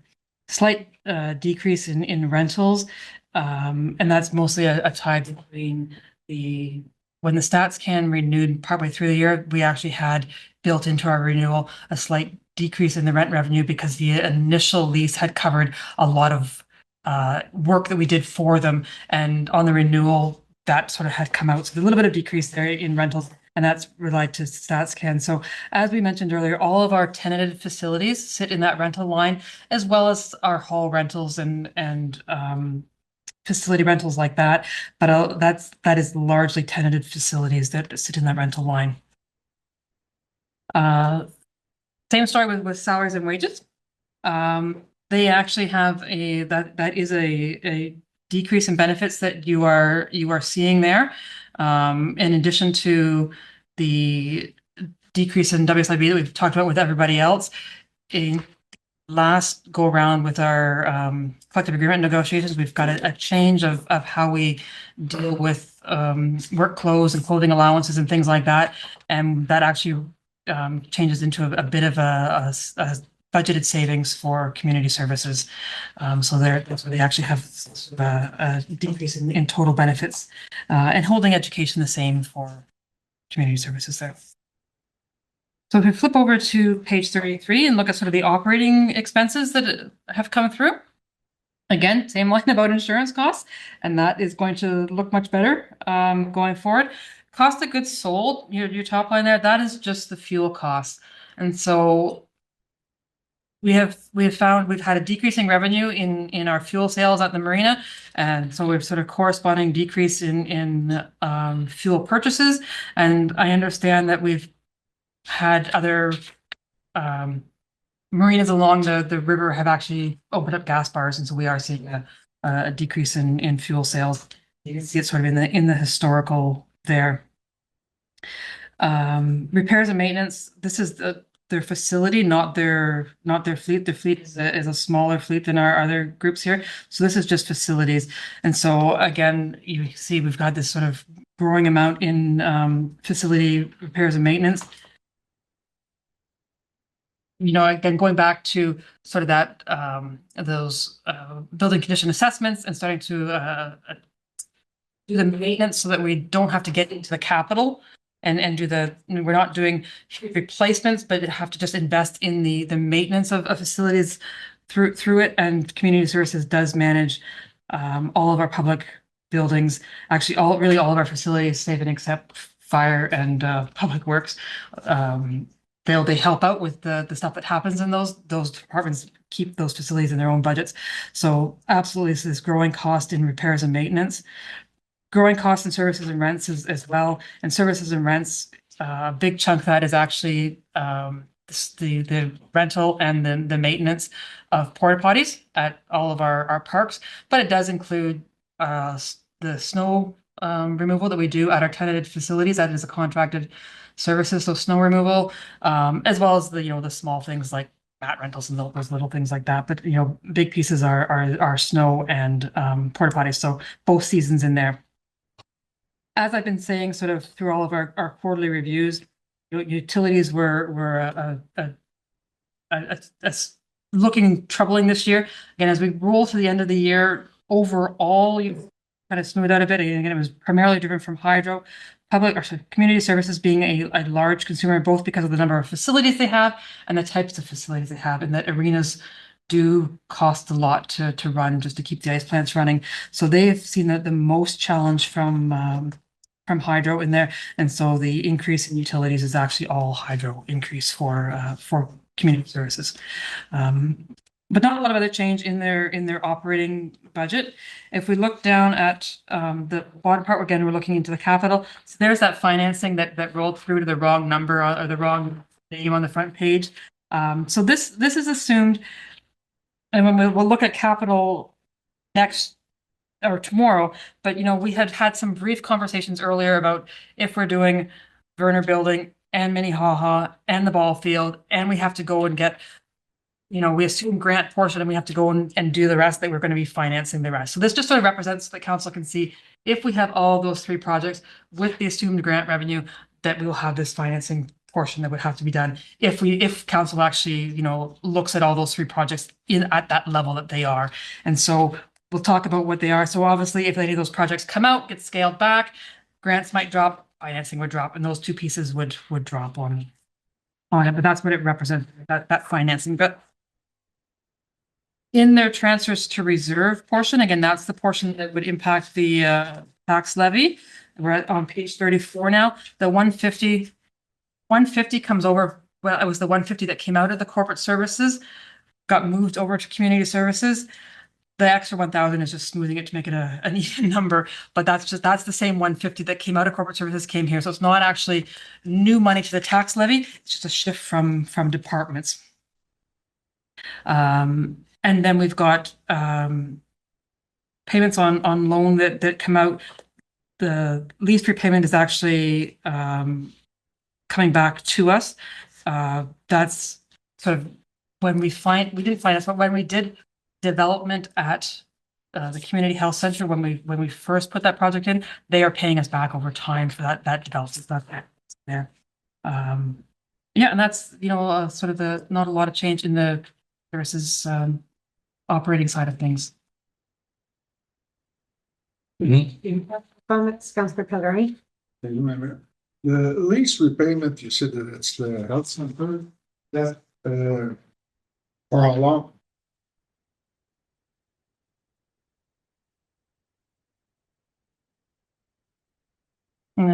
Or what was it? Was based on which amount? I'll have to look at both those answers for you, Councilor Pellerin. But when we did, so we yeah, when we did the initial phase and then a little bit of the second phase, we actually did a third phase now. Third phase now, yeah, yeah. So we did a third phase, and they are just paying us just rent to do that. But yeah, it was just our funding of the first. And if I will get the rest of the answers for you on that. Yeah, So it's X amount of money that the municipality spent and they're paying take us back. back exactly. With Yeah. interest? No, it was just. Can I just ask a follow-up question to that? So the $51,000 represents the lease improvements from the phase 1 and phase 2, but the phase 3 is actually wrapped into their lease rate. Yes. Is that correct? And yeah. So it'd just be nice to know like what the amount financed was when it started, when the end of like when that will all be paid off, like just as an overview on that. And so that just covers the phase 1, phase 2 renovations. And the most recent one that opened April of last year falls into that rentals. They also gave us just straight cash before we started that as well. Okay, Yeah. they had to. Yeah. Okay. Where are facility rentals located within the revenues? That's the rental line. So that's our tenant and facilities, but that also covers our like recreational. Most these split out into 2 different line items in future budgets, only because they're very kind of different markers as far as if we, and I know if we ask for a report, you could probably separate those out. But as a budget line, it would probably be interesting to see, like tenant and facilities is a different relationship. Absolutely. Than a facility rental for yeah, and I know that our fee waivers, then I don't know how. Because then the fee waivers sit on the mayor and council budget. So they sit as revenue on community services and expense on council. So Okay. it nets that way, but community services is recognizing the revenue. And then we also have cash revenue from actual Yes. weddings and paid events. And I think that's what I would just like to be able to see as a line item, so we can see what, how our facilities are performing from a community rental. So, Sorry, other questions? Councilor Pellerin? so Mayor, if I hear it right, I agree with this, is we'd ask, let's say, how much a complex is doing, and the arena in Verner and the Bay and the municipal building in Verner. Yeah, That well, way- on the budget, on the budget itself, they would show all together. But if council wanted a report, to receive a report on specific revenues per facility, that's something, but for the sake of budgeting, that line would just show facility rentals. And it would be everything from the Cache Bay Community Center to wherever. But, that's probably, something that, we're. It'd be nice to see in the future, Yeah, each facility, just give us a picture. Yeah. It's not one way or another, I'd like to see a picture of it. It's Just in the a works. thought. It's in the works. It's in the works. Okay. Yeah. Thank you. Okay, sorry, other questions, comments? Well, I think. Oh, I've got one. For the fuel sales at the marina, we had operating costs of 29. Where's the revenue on that? Showing, is that no, it can't be miscellaneous. Cost of goods, can you just explain? Okay, here's my question, and then you can tell me where to look for the numbers. Is it at least revenue neutral? Like by the time you pay for the staffing to have somebody there, and then what the cost is of actually running that machine, and Are we making any money on fuel sales, really? If we had to account for the fact that if we were looking at the staff costing for staffing that location, the answer is no. If you consider that the staffing is also doing ambassador and maintenance and things like that, you know, we are on the fuel cost itself. No, we're not covering anything else really other than the fuel cost itself. Yeah. And we also have like ongoing maintenance for our fuel Yeah. system. Mm-hmm. We buy the water, there's more scrutiny. We need TSSA licenses, the tanks are inspected regularly. We calibrate the pumps, so there's a lot of maintenance costs and ongoing costs to maintain that system. Okay, and do we know how many private sector operators there are along the Sturgeon River corridor? There are 2 additional marinas or service providers that sell on the lower Sturgeon. Councillor Fedai? Thank you, Madam Mayor. Through you, are we priced, how are we priced compared to like pumps on the highway and compared to the other providers on the river? We generally sell our and we always sell is premium fuel.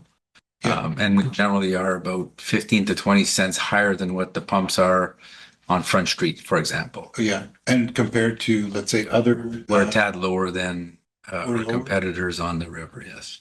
Okay, so where is the fuel revenue in the revenues? I'm just gonna go see what. That's all of my marina stuff in there. Your canteen sales. Oh, yeah. Until there. 19. Would it be the miscellaneous and? No.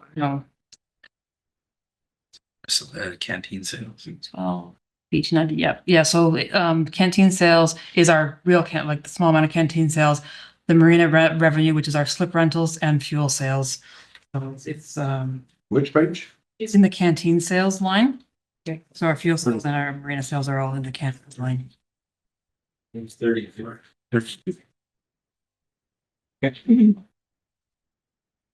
And the other canteen sales are what? So we contract at Werner.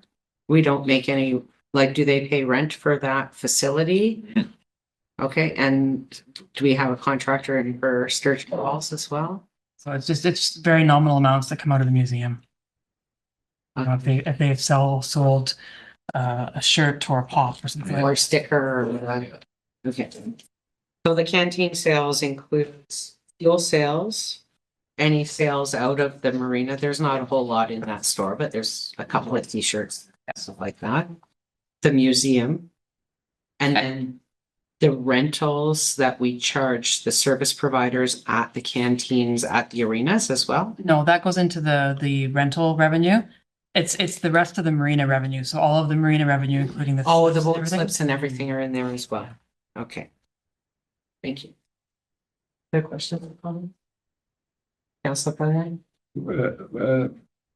Later on, I remember last year we could see the different canteen, what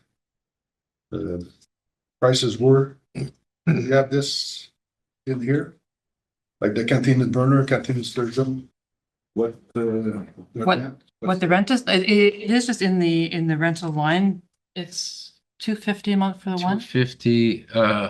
250 a month in Sturgeon, and I believe it's 300 or 350 in Burner per month. Yeah. And that's because Werner's actually better equipped? It's because there's less competition and Okay.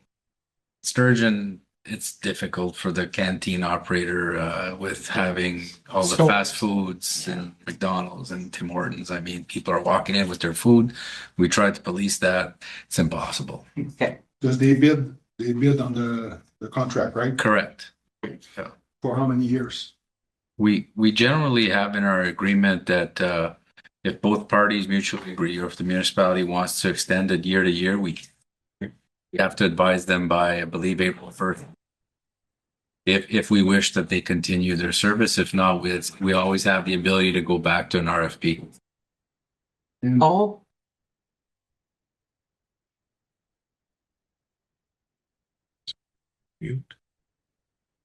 I think that's just your computer. Hold on, we're not muted overall, are we?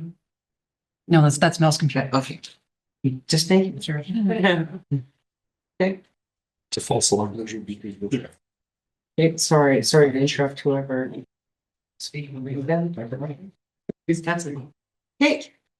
Anybody else? Okay. Next slide. Planning and building.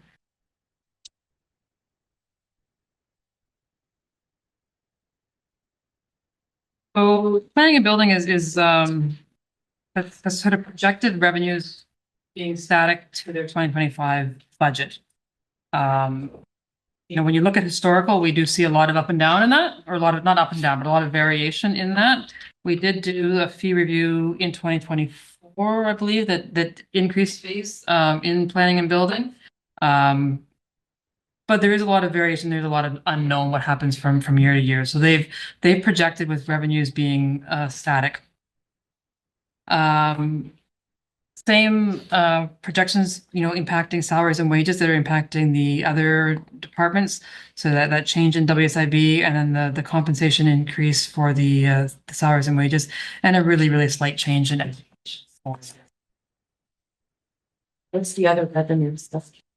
Wait, which is the other revenue? Oh, so they have Subdivision agreements. yeah. Zoning, minor variances, Legal inquiries. legal inquiries, yeah.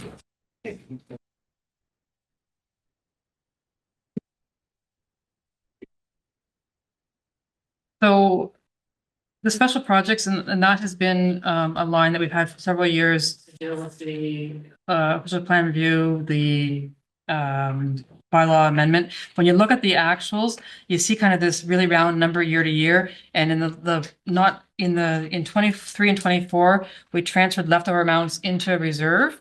And so it sort of has been funded across those 3 years. So this year, when we're actually incurring the cost, what we have is the amounts from reserve are transferring back in to offset the current year cost, which is why we've got that. But there is still a little bit of work to finish up in 2026 to finish it above what's already been put in the reserve. But they don't need the 35, so it's dropping down to 2025. We did have a bit of a chat, and it's not a decision point for this budget, but similar to what we've been doing with the election reserve, that it might be one of those projects that we look at in future years as far as money into a reserve on regular amounts, because we know the official plan review and zoning review happens on a fairly regular schedule, that it would be one of those planning items in future budgets. But in this year, it's just to sort of complete the process that we have in addition to the monies that are in reserve. They have got a vehicle in 2025. I believe we added the vehicle to building and planning. And so though we had some fuel costs, it did a little bit increase to cover both fuel and to get some of that repairs and maintenance and the typical things to maintain the vehicle. Additionally, we've now started a transfer to reserve in order to plan for future replacement. It is just the one vehicle. It was purchased actually out of the community services fleet capital in order to get it. But we're just starting that transfer to reserve so that when the vehicle is ready for replacement, that they've got a reserve ready for them. Questions, comments?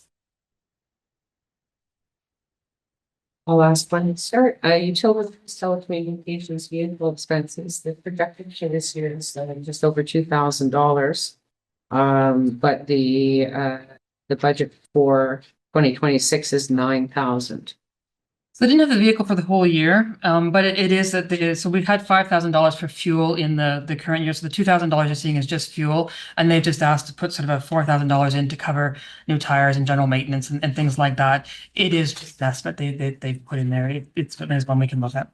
When did the vehicle come online for us in 2025? Early in 2025. Okay. Well, I'm trying to think. And we bought it. It was a used vehicle we bought. I don't think it's been in use for a full year now. No. Thank you.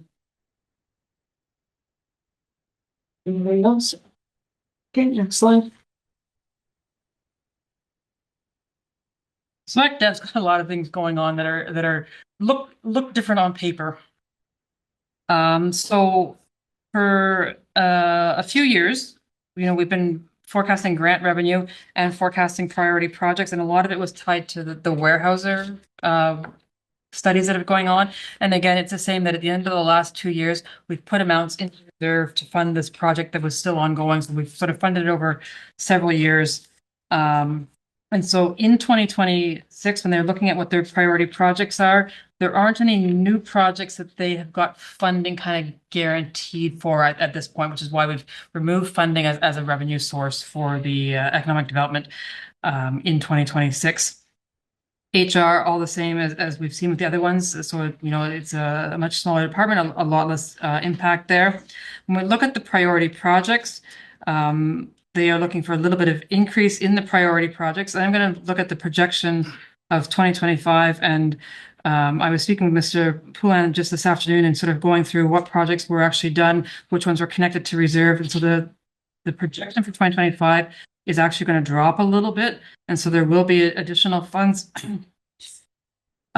still available for projects not completed in 2025. And it's also one that I'm going to come to council and have a talk about whether council wishes to hold that amount to carry over so that there's more work that can get done on these projects because they didn't get done this year, or whether we're just going to allow the rest to go into reserve.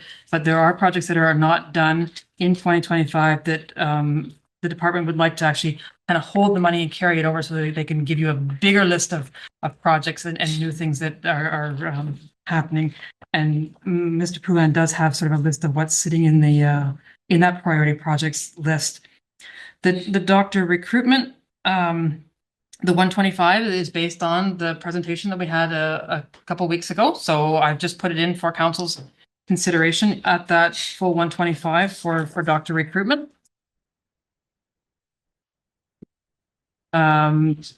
Professional fees, again, we've got a decrease in professional fees, and a little bit of that is that reallocation between professional fees, which is just routine work that we're doing to get ready for other things, and priority projects, which are these big things that they've got going on. So it's actually just sort of this move from one line to the other line for from professional fees to priority projects.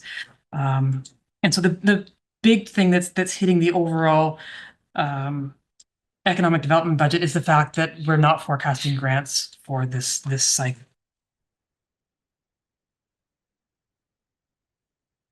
Questions, comments? Councilor Bonnie. Just for Dr. I remember when we had the request that just a letter, and I did make the comment that I'd like to have the stats for the past 5 years in regards of what's been done so far as far as doctor recruitment. How many came in, how many left, what was the win situation for West Nipissing. I would like for us to have that information before I can actually accept an increase of $75,000 in regards. I'm not saying no, but I need the statistics to be able to actually move forward with this because data speaks and this is a lot of money. Okay. Not knowing if it's been lost. Thank you. Thank you. Is there, I guess that would be for you. I don't know if there's any way to get any information on that. Plus. Suppose, thank you, Madam Mayor. I suppose we could get that information. I think it's important to note that that 125 was towards doctor recruitment activities. As you remember the presentation, the 100 was basically a request to have that available on an ad hoc, I think on an ad hoc basis, much as we dealt with the last request of the 20,000. So I think from that perspective, I think that's important to note that 25 is really what they're asking us to contribute to recruitment activities. And I think that's really probably your concerns when we have, or council will have a much broader discretion with regards to approving any amount going out outside of that $25,000. So I suppose we can make an inquiry very quickly to ask exactly what, but I think, do we still have that presentation, Madam Clerk? Because I think it was detailed in there. What? Well, You have it? But I believe the present, Yeah, but that, I believe that they did not provide a bit of a breakdown as to what those recruitment activities were in the past? Or what they had been doing over the last year or so? Yeah. Attending conferences, all that stuff. So I think it's really the contentious issue that you're probably speaking about, Council. Yeah. but I believe that your question is about results as opposed to Yeah. activity. Absolutely. Yeah.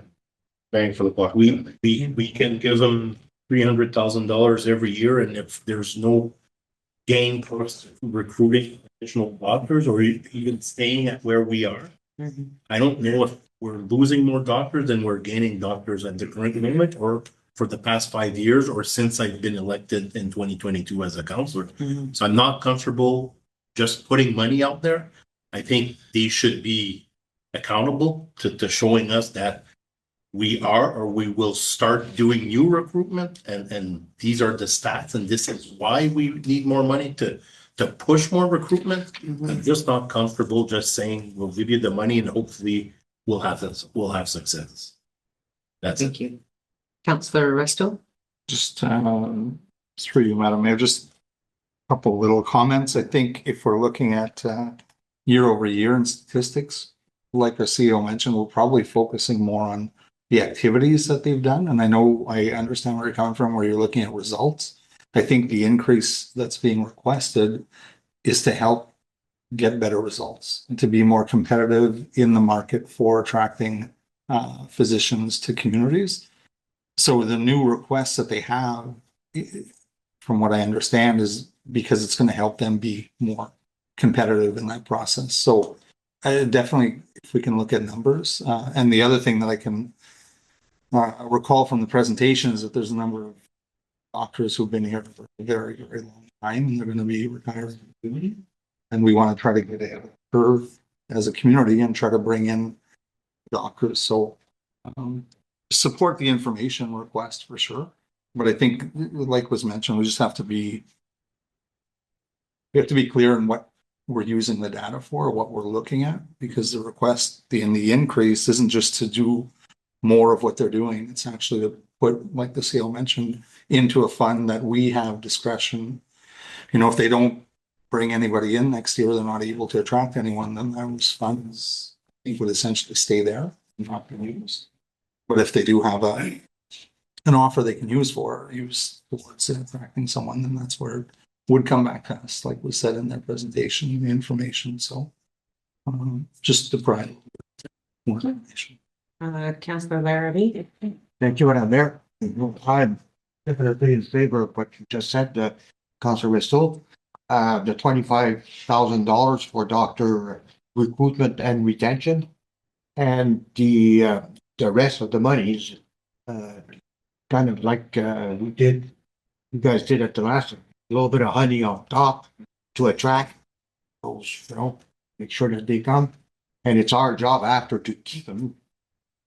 But yes, we need to.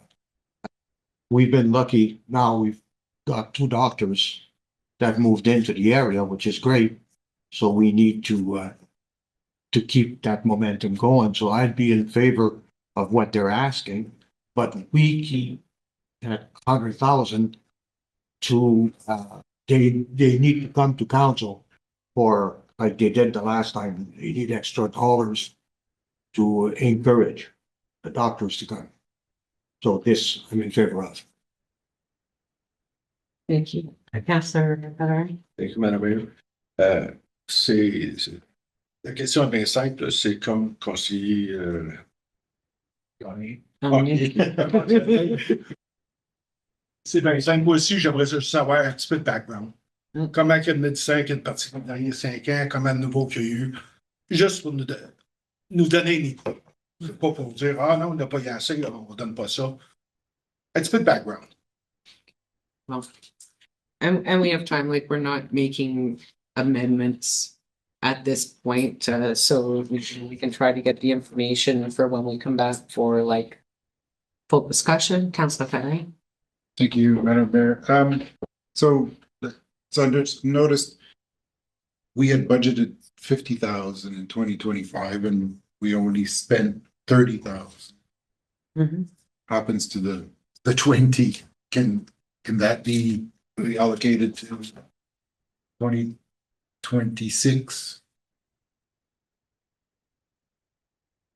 I mean, generally, it just goes back. Right? Generally, it just goes back. Again, the council says, hey, I wanted to hang on to the account. We would transfer it into reserve at the end of the year. And then it's available to come out of reserve and be in the future year. But we'd have to do that transfer to reserve to sort of hold it between year to year. And certainly it is one that we can do as well, if that's what council's wishes. Because I mean, that was covered 20 out of the 25 that they want for recruitment activities, which I have no objection to. The 100,000 is tied to results, and maybe we want to tie it to results in terms of family doctors, because that's what people really need. And I know recruiting doctors in the hospital, for example, doing emergency does take pressure off. Family doctors, people who don't have a family doctor need to go to emergency. But I mean, we can budget 50,000 or 75,000 instead. I mean, if they come to us with 3 family doctors next year, I think the 75,000 will be money extremely well spent. We gave, I don't know, maybe budget 75, and if they come to us with 5 doctors at 25,000 each, we'd be laughing. Yeah. I mean, if we don't budget 100,000 for that, budget half of it. If they need 75 because of the 3rd doctor, we'll find it somewhere. Reserve. We'll find it somewhere. Councillor Thank you. And basically, that's what I was going to suggest in my mind. If we went 50,000 last year, why don't we go 50,000 again this year? However, with the understanding with them that, yes, come to us when the time comes that you require additional funds of 25,000 because you've got 3 doctors, so 75, then, staff can come to us and provide us with that information, and we can make that determination at that point and say, absolutely. Or there's only 2 and they need 30,000, so it's 60,000 as opposed to 75. Then we didn't budget for it, and we're not left with, like we are right now, with a 20,000 going back into reserve or whatever. And I get that we don't lose that 20,000. But I mean, why not just budget 50,000 and make sure that they understand that? Go do your presentation that you did, and we will support you every way that we can. And when the time comes that if you need some incentives for whether it's financial or whatever other incentives, come to us. We'll be there for you. Within reason, not 150,000 per doctor, but I mean, we're looking at 75,000. They know they have 75,000 to deal with for whether it's 2 doctors, 3 doctors, 4 doctors. Thank you. I can offer here, just looking at the presentation that they, in their 2025 activities, spent almost $85,000 in total recruitment activities. Just to give you some context there. Councillor Nicol. Thank you, through you. Could you send us a copy of that presentation when you have a chance? It's right on, if you go down. On the agenda. Oh, is it? Okay, sorry. It's still in the agenda packet, so you can see that they also spent $120,000 on return of service agreements times 3. That's probably for their ER doctors or specialists. So just some context on that. So I will endeavor to get some information as to how successful that has been over the last, those activities have been. Thank you. And if they've increased or if they're flatlined or whatever. Thank you. Again, we can have further discussion when we go back with but try to get the information.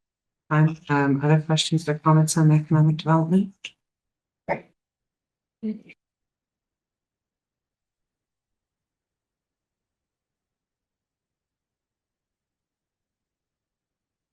I guess next.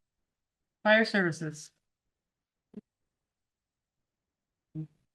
A slight increase in revenue. So fire has regular revenue from just fire permits and those types of things.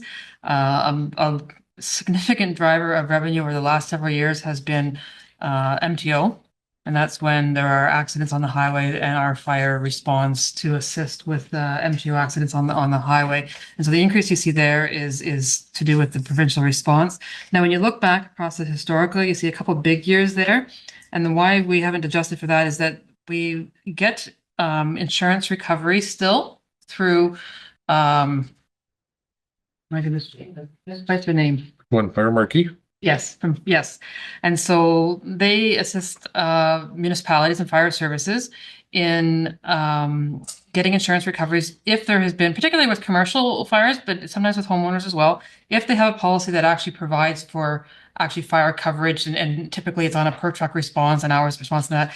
And so we do receive revenue from insurance recovery. However, it also is all it's very specific in how, with our agreement with Firemark, on how it is spent. So in our case, if we get additional revenue from Firemark, we recognize it in revenue, but then we also take the expense that could be transferred out to reserve, because it can be used for training, equipment, not for general operating, which is why we don't sort of budget for it, because it is just an in and out for us. However, we have used it for equipment in our capital side. Most years that we have it, it has been certainly has helped expand the equipment that we can acquire. So that's why you see some variation in the years. But yeah, the what's budgeted here is just that provincial response and our fire permits. Salaries and wages. The fire department has had some. They've been through a number of retirements, which gives sort of a lot of challenges to staffing and waiting for the dust to kind of settle. So we have got the increase. The increase is a little bit less than you would expect for just a percentage increase on a collective agreement, and that's based on the fact that though we budget for the number of positions, when you have folks that have been around for a long time, they actually get retention pay. So as the retention pay drops, we do get a bit of a savings as we kind of regrow our fire department. So a little bit less than you would expect to see on just a collective agreement increase. But again, they've got the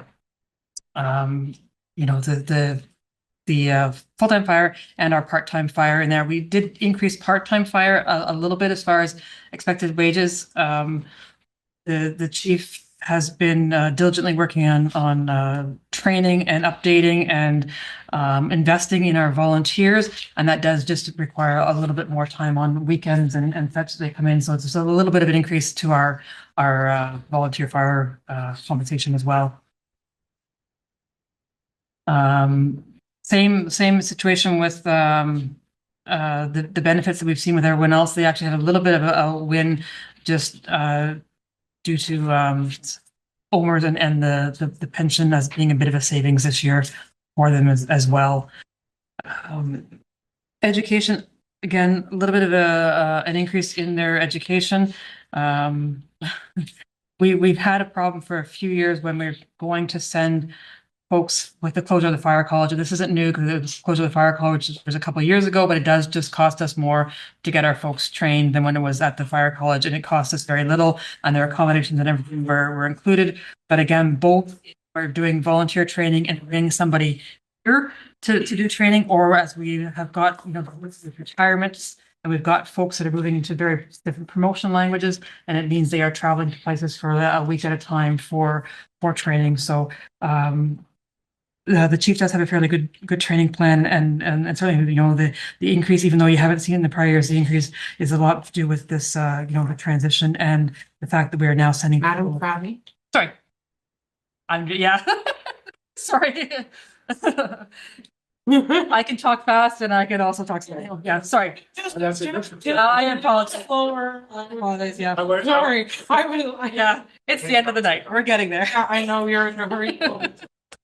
I didn't want to. I was just in the daze. I know. I was mesmerized. Like I was hypnotized by the cadence of her voice. So I do hypnotism as my other career, stuff like that. So my apologies, so. Slow down a little. We're gonna get to the end of fire and then I'll take care. No, I just, because I think it's an error. You said an increase in the training budget or a decrease? It's a slight, oh, you're right, I was saying it was a slight decrease in the training budget, yes, that's. Oh, you pulled back your training budget a little bit, yeah. Yeah, I'm telling them all the wrong stories, but. Yeah, sorry. Yeah, So I'm just, okay, yeah, no, I was reading that, yep. It's not a It's a slight decrease, but yes, we still have this need for training and this investment in training with like I said, the transition and the promotion language that has gone on with our paid fire department. As well as the volunteer training that the chief is investing heavily in. With the rest of the operating costs, I see kind of a lot of shuffling around and shifting back and forth with things. The really big drop is that decrease in licenses and permits. And again, it was a few years ago when the chief first started with us and he started looking at the volunteers and looking at their licensing and stuff and realized that we hadn't actually ever been compensating our volunteers for the fact that they've got DZ licenses. And so he started building into his budget the fact that we should be compensating our volunteers for maintaining and getting those licenses. As we've settled into things, though, realize that how many DZ licenses we have, who's actually driving trucks, what is there, and the stuff. So it is a significant decrease, but that's mostly due to the fact that the chief's been able to look at his drivers and assess his drivers and sort of get people onto a cycle of renewal and stuff for his drivers. So we see that decrease in that budget line. Office supplies is actually just sort of a reflection, and a couple of years ago, I moved most folks, actually I moved all departments, their IT and hardware and computer out to their capital line. However, there is still some need for IT budgets within an operating line for those little things that aren't the computer and IT. And again, as the chief has expanded IT into mobile platforms and things like that. It's just that we've added a bit into the office supplies just to do the maintenance on those. The big capital purchases for IT still sits in his capital line, but just this is a little bit of that stuff back in operating. And a much more moderate increase in vehicle expense, but an increase in vehicle expense the same way with our fire fleet. So not as significant as Public Works, but again, being the other fleet that has really big trucks, you run into the same issues with the parts and the sophistication of vehicles that we have now. So a little bit of the vehicle expense. If we jump down to the lines with the transfers in and out of reserve, so they are a big ask on the transfer to reserve. And again, that's the part, the transfer to reserve, that 339,000 is the part that impacts the tax levy. The rest is just moving in and out of reserves from things that are already there. And so the transfer to reserve is a request that sits with fleet.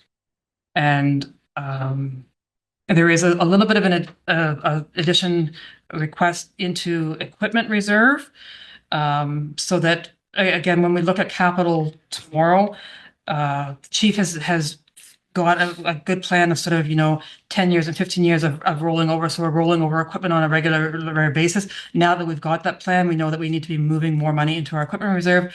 The same with fleet reserve is just that when we look at sort of 5-year planning and all the rest, fleet is just more expensive, and it's just a matter of we're okay. We've got 3 that are approved now, 2 that got the RFQ almost out the door. And so this was, just when we're looking at what the long-term plan for the fleet replacement, it's going to be a challenge with fire service. So again, it's just there's $289,000 that's connected to an increase in fleet reserve for fire. Just, if not this year, just to catch up with us when we get down the road to all of their equipment that they have. And again, we'll talk about their equipment and stuff tomorrow and their capital plans. Questions, comments? Councillor Garabee? Mayor, could you explain the fire market, please? Oh, okay. So they're a company, and we've been partnered with them for quite a number of years. We have an agreement with them. 2016. So the previous chief, 2014, 2016, somewhere around there. And so the fellow who founded Firemark came out of the insurance industry himself. And I'm going to use commercial as an example. So if you've got a commercial building and you've got insurance on your building, you are probably actually paying fire insurance as well. And so when our fire services respond, then, when you've got a loss of a building, your insurance kicks in, and Firemark just sort of helps assist getting that fire insurance portion to the municipality.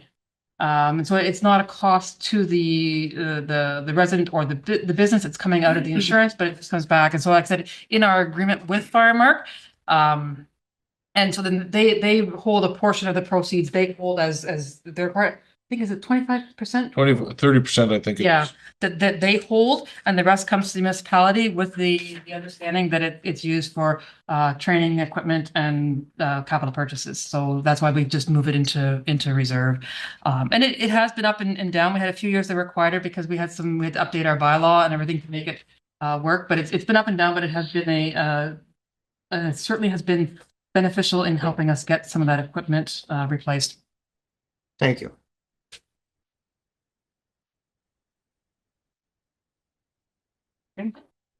Councillor Pellery. On salaries and wages.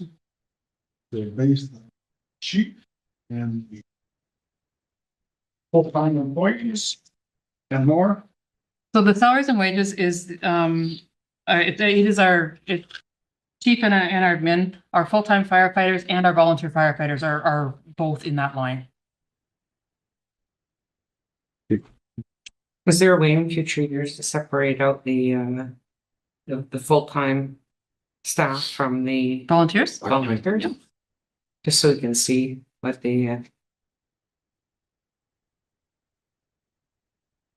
and when in salaries and wages for both the full-time firefighters and our no, I never liked the word volunteers because paid on call.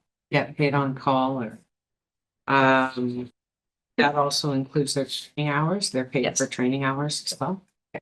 Thank you.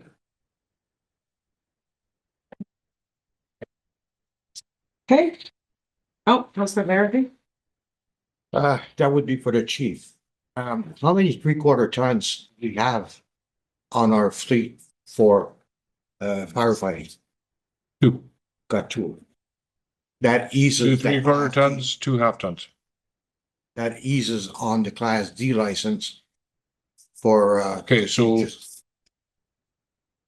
the question you're asking then is how many vehicles we have in the fleet that do not require a Z license or a D license? That is correct. In that case, then there's so the 4 pickups and then the 3 mini pumpers. Thank you.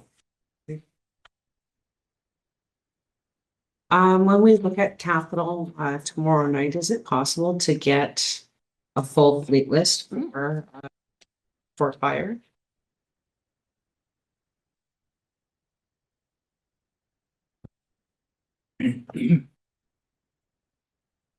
Other questions or comments on fire before we move on? Okay. So I look at bylaw. Last, there, I'll find it. Wait. Yeah. So, in bylaw revenue, I have included amount for amps, and I just put $20,000 in. I know we've heard from our neighboring communities that it can be potentially more than that. I didn't have anything to base what it might be on, so I've just used $20,000 as a potential amps revenue. The rest of the revenue is our regular ticketing revenue that is in bylaw. So in salaries and wages, I did account for the additional of 1 FTE. We currently have 1.5 FTEs, so this would take us up to 2.5 FTEs, and then corresponding benefits on increases as well. Have held the training, although again, eventually, if we got more folks, we're going to need more training. Training is I think we talked about this last year. I feel like I've probably said this before, but there is a lot of training available for municipal law enforcement officers, it's just really hard to get them registered because it's on a first come, first serve, and before you know it, those classes are always filled. So, we hold the budget and try to get our folks into the training classes. And some of it it's a combination usually of virtual and in person, but it is really difficult to get them into the classes. And then there is a conference in there. So, I have increased the complement by that full FTE. Assumed that we wouldn't have any change necessarily with vehicle expenses or things like that we'd be able to accommodate within our current fleet and within our current vehicle expenses. So the increase of the FTE just impacts the HR costs for things. The other sort of big change on the budget, and it's not a big change in comparison to the entire budget. It is a big change for the bylaw officer, is the additional of $6,000 as a contractor line. And that's to deal with not when we're going and cleaning up a private property that we can bill back to the owner, the property owner, but when we've had to go in and do cleanups of encampments on our own property. And so we've run into a few situations where we've actually had to get a contractor to come in with equipment to clean up places on municipal property. So we're just putting a budgeted line in for that. It seems to be a recurring issue. And so, yeah, that's the changes with the bylaw enforcement. They already had a transfer to reserve for their fleets. We're just continuing to transfer to reserve for the fleet. The big changes are the additional FTE, that little bit for the contracted line.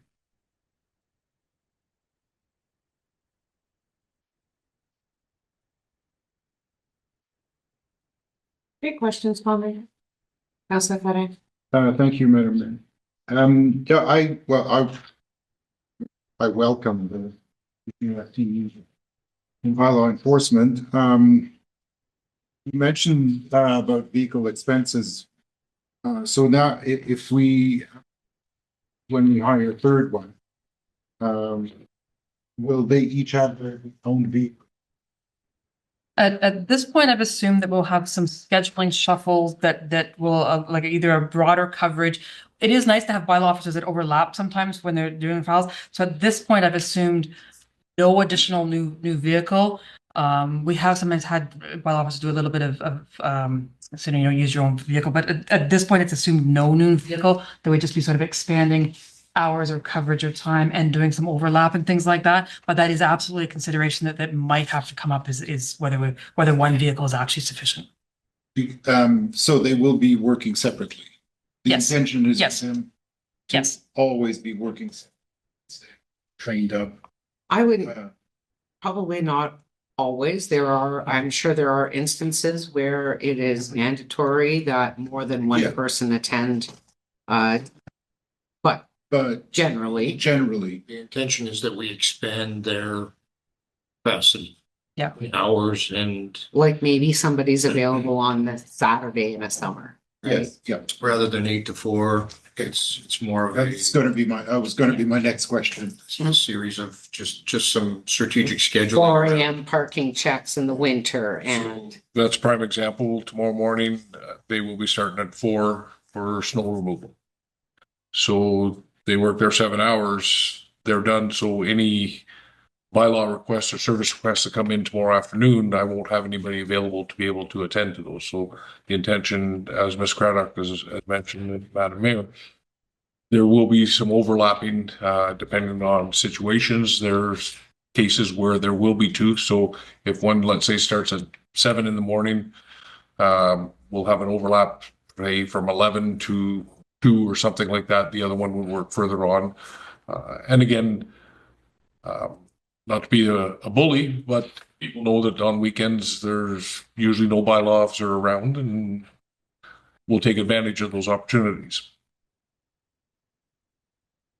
When I look at bylaw revenue 30,000, the idea behind AMPS was for us to be able to keep more than what was in from BOA 10,000.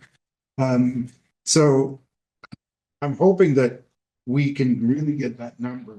And I understand, we have no Yeah. track record, so let's start with this. But if we want to get that number up, we need to really look at the whole picture. We need to look at our individual bylaws, and we need to review the level of fines, which I think in some cases are wholly inadequate, or not even a deterrent.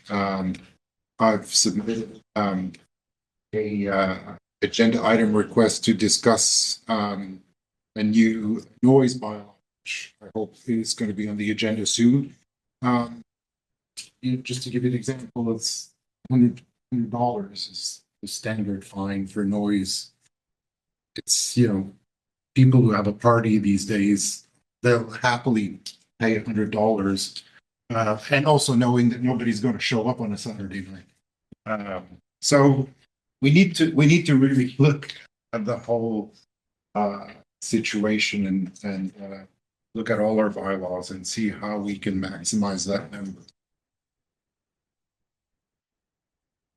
Thank you. Councillor Larrabee. Thank you, Madam Mayor. And also, we probably should look at, do we have enough of two? Because there's some issues that I keep hearing is property standard that needs to be brought up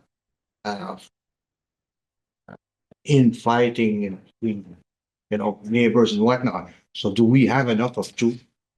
All the size of the municipality, maybe we should increase the numbers. Maybe 3 or 4 Well, part-time. I would say, when we started this term of council, although there was space in the organizational chart for 2 part-time bylaw enforcement officers, there were 0. And the first decision this council made was to combine that into a full-time position in order to be able to attract a candidate that we would be able to retain. The following year, we added 0.5. And this year we're going to add another 1. So, I think when you look at what capacity we should have as a municipality, given both our population and the geographic area, is 2.5 enough? Probably not.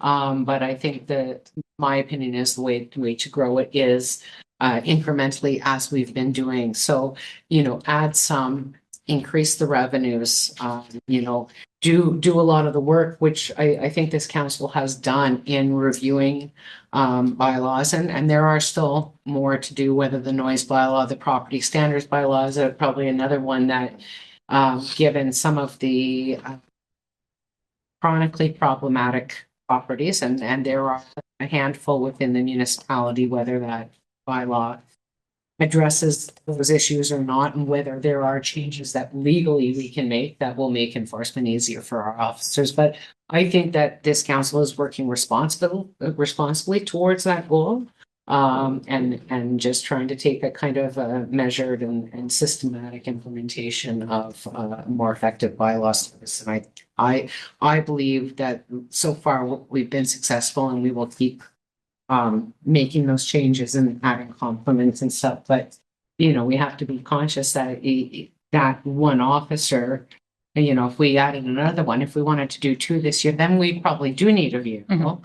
And then now you're up to a $250,000 increase in just one small department without a associated revenue increase. So I agree that we need more. But I believe we're going about it the right way with the approach that we're taking at this time. Councillor St. Louis. Thank you, Madam Mayor. And I think before we decide to go up to 3 or 4, we also got to keep in mind that the municipality has not been running, even though we're funded for 1.5, has not been running at 1.5. We've been running 2.5s for the last 3 months, I believe. She started 4 months ago. And prior to that, we went 3-4 months at 0.5. So let's see what our 2, or it won't be 2, it'll be 2.5, depending, because you still can't fill one position. So until we're able to fill fully complemented, then we'll be able to see what a true 2.5 can provide our municipality, right? So, I mean, there's only so much that you can do without, you know, jumping up before you know what we'll really have. Thank you, Councillor Fede. Thank you, Madam Mayor. I agree with you, and that's why I'm happy with the extra FTE. I mean, let's take this one but we need to, before we start thinking of a fourth body we need to get the revenue number up. And I like the word that you've got in there is we need to move to proactive bylaw enforcement and not just respond to complaints. If our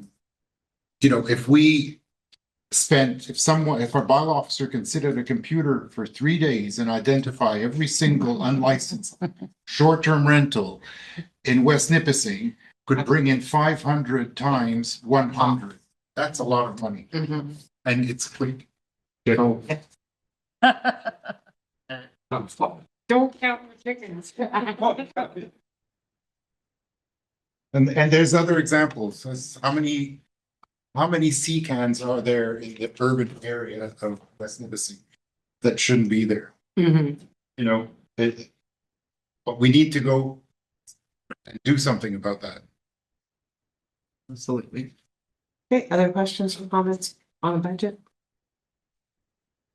Councillor Ristool. I'm not gonna be popular. Because I find it interesting or through you, Madam Mayor. Yeah. Talking about developing a municipal force with 4 or 5 or 6 bylaw officers. When we had a municipal force, we had a force so we could have enforcement full-time every day on the block. And that's my little thing that's stuck in the side of me. It sounds just from some of the comments that's where we want to go. I know it's for bylaw, but it's where we want to go back to and get more and more and more officers on the street to enforce bylaws within the community. And I always say this, absolutely no disrespect to the force that we have. We're providing policing services, but I think we lost that when we lost our municipal force, and now we see that as one of the side impacts to not be able to call and have bylaw enforcement from the force that we have patrolling the streets and highways.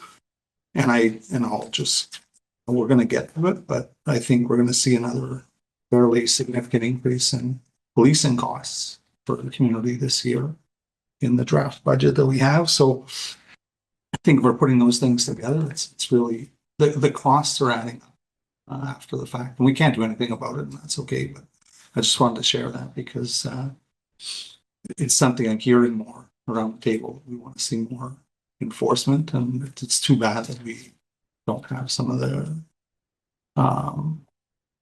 so I don't want to say power, but we don't have the direct opportunity to direct law enforcement in areas that I would like to see more. So, I don't want to put a damper on the night, but it's just something that sticks with me. I just see more and more different things that are, and again, we get excellent police and service side that comments about that. Just some of the opportunities that we have, bylaw officers or officers, we just don't have anymore. So that's it. Thank you, Councillor. Other questions, comments? Okay, so we'll move on to boards and committees.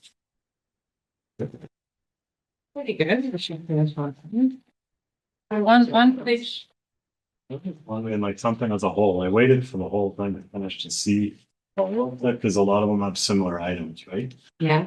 So then I had a comment just in relation to like summary as a whole. Well, can we do the boards and committees? Because if we need to, what we can do is start tomorrow with the overall operational budget, because there's kind of some picture items there that councillors. So I just rather work through the rest of the smaller sections.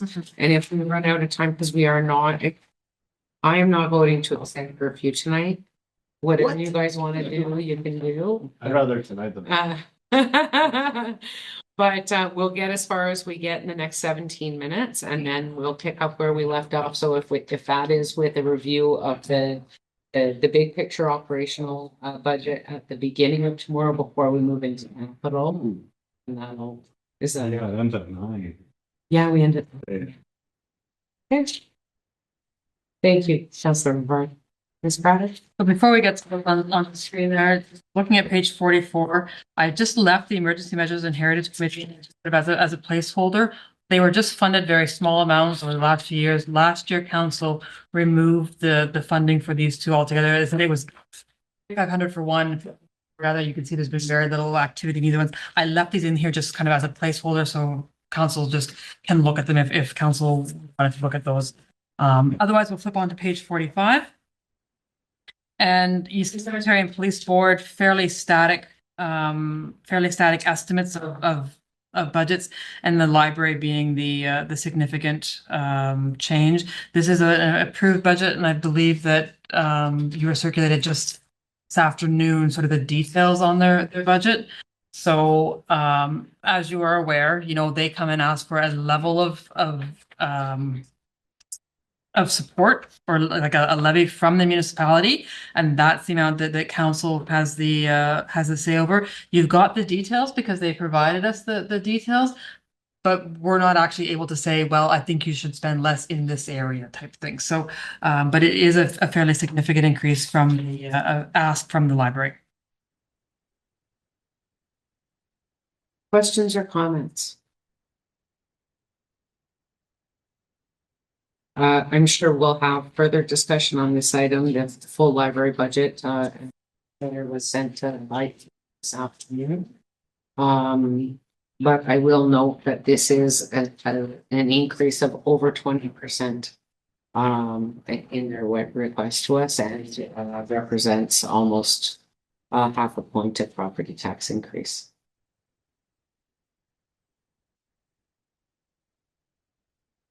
Over 20.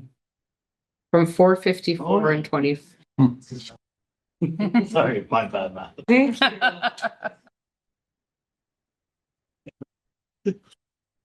you. Yeah. Councilor Bonier? Police board never uses their total budget allocation. Is there a way to put that balance into a reserve? Because there's been some requests from the inspector in regards to potentially acquire equipment that is being loaned from other regions. And that money is available and we can put into reserves. We could actually enhance West Nipissing detachment services. I don't know if I would do the acquisition of equipment into the police board, or if I put it back in the policing budget overall. And I'm not. I know that a few years ago we purchased a Black Cat, and the idea was that we would purchase it and therefore we could retain it, and they couldn't make it disappear and go to other detachments and things like that. So I'd want some understanding about how and why the municipality is purchasing things as opposed to the OPP that is funded for things. But if there are specific things that you want to look at, I would tend to put them in the policing rather than the police budget, the police board, unless it is specific to your board activities. If it is, you know, laptops or things like that for board activities, then I would keep it in the police board. If it's actually to do the detachment type activities, I would put it in policing. But can the surplus from the police board be put in capital in the policing budget? So there, again, council can direct surpluses to be put into reserves, into various different reserves. There is actually a little bit of a police dedicated reserve that exists from excess from transition. Still sits there. So there is actually a bit of that dedicated reserve that still does exist as well. But certainly if you know, if you wanted me to bring back a resolution to transfer amounts from here to a dedicated reserve for future acquisitions, absolutely council can consider that, yes.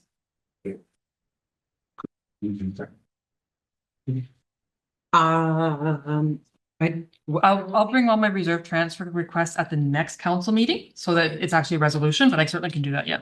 Okay, Yeah. thank you. That answered my question. We can. We'd want to do amendments like that. Kind of by a show of hands when we discuss, there's gonna be changes throughout. I want to keep everything straight. But there's no change to the budget. Yeah. No. There's no change. Okay. Okay. It's operational, so, sorry. Yeah. Okay.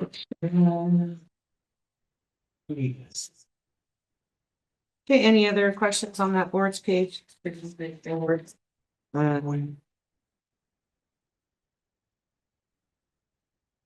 Okay.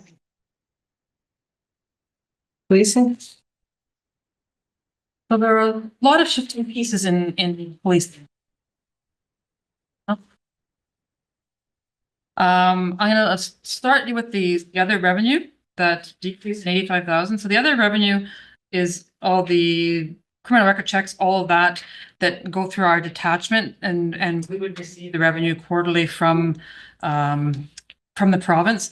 Last year they informed us that they were going to start to claw that amount back, and it would be retained within the OBP and sort of be offset with the costing within the OBP. So rather than getting it directly, it's offset within our reconciliation. So it's been a clawback, kind of a quarter each year is what they've sort of looking at the clawbacks. We're just sort of again looking at, forecasting that clawback into the for the 2026 budget. The lease is just the provincial portion of our facility.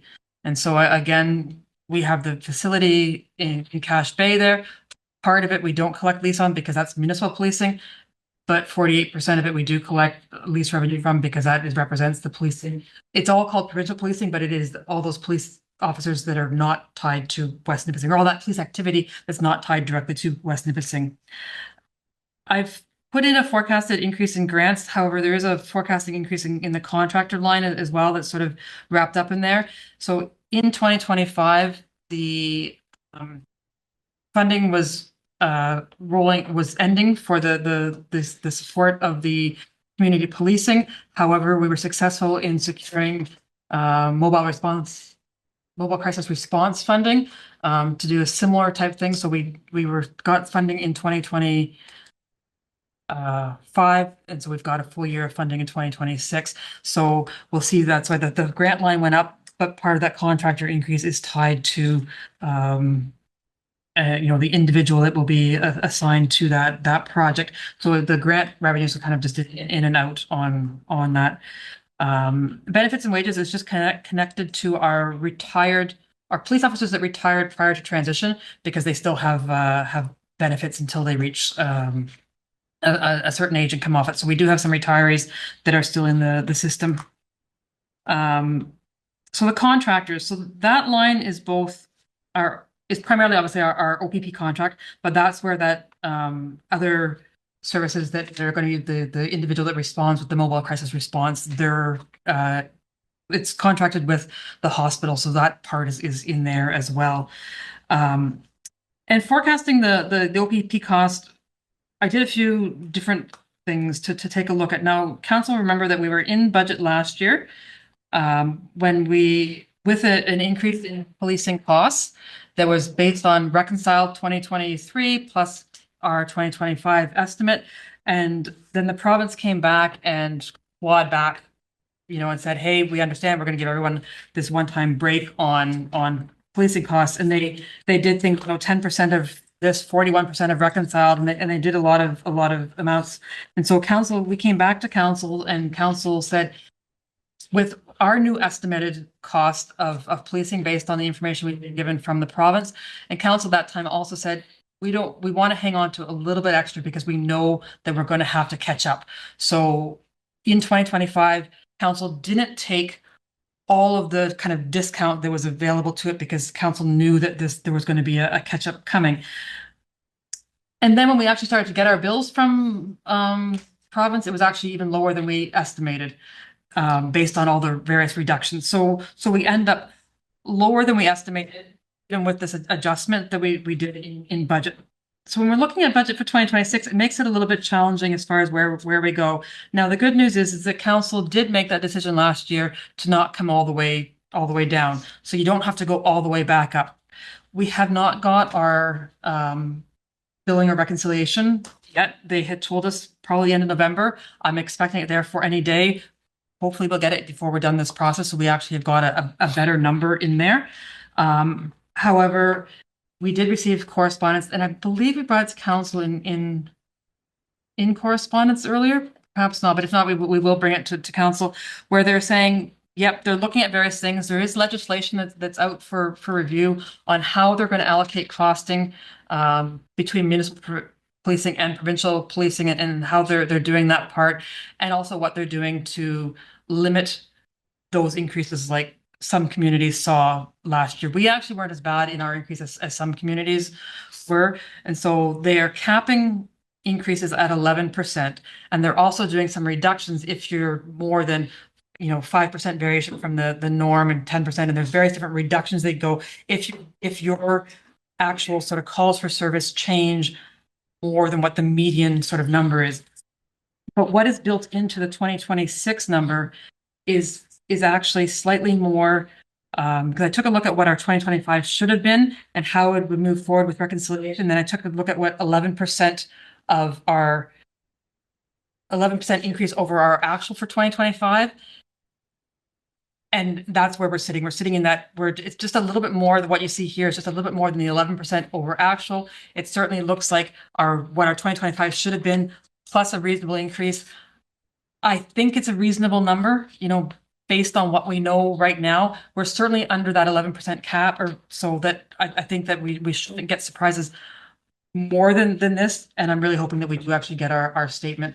That piece of legislation is still up for review if you've ever been to the depository where you can go and review and comment. So it is still up for review. It looks mostly like the calls for service method stays for municipalities. They're doing a bit more of an FTE allocation from provincial to municipal policing across the province, it looks like. And I think what they're trying to say is that they may not have been allocating between provincial and municipal policing as well as they would like to, that they've got a better way of saying globally across the province. Because when you do your calls for service, they say, all this big chunk belongs to municipal policing, and then we get 1% of this whole big chunk. And so I think what they're doing is sort of breaking a better system to break down what the big chunk for municipal policing in the province is versus everything else that sits on the provincial taxpayer. So it's an interesting piece of legislation for those that like legislation. But that's where we have that number. Again, put an increase in insurance costs, but that will also be reflected with our other parts. Facility maintenance, we don't kind of do on the budget thing, I haven't kind of broken down the detail of facility maintenance that we do, but this includes our services and rents and all the, contractors and pieces that we sometimes break out more in other budgets, but it's all of that facility work in the facility maintenance, and then utilities is exactly what it sounds like. If you look on page 47, the financing cost a decrease, but we had two pieces going on. One is actually the hard financing for the facility, and so we have Infrastructure Ontario loans for the facility. We've got two different loans because we financed the municipal portion, which is our portion, at a slightly longer term than the provincial portion or the OPP portion, because we tied that to what our lease was. So we've got two loans for the construction of that facility. What we had in here as well is that we had been sort of self-financing the exit costs. So the pension top-ups and the severances that were part of the transition. So we've been self-financing those two pieces. That is complete in 2026 at a lower rate than we have been, but we're now have sort of completely paid ourselves back for that cost with a little bit of interest, Madam Mayor, for that one. So we did have that built into the whole transition process on that one. And so that's why we've got this drop in financing costs, is we've now completely done that financing on those exit costs. So I know it's kind of a a lot of odd little bits in this budget, but that's what we have with the policing, and I do hope that we get the actual reconciliation and contract before we get to the end of our budget process, so we know where that is. Okay, questions, comments, policing? Councillor Ferrer? Thank you, Madam Mayor. Through you, the rebate that we got last year, how much are we bringing back in from that? Are we,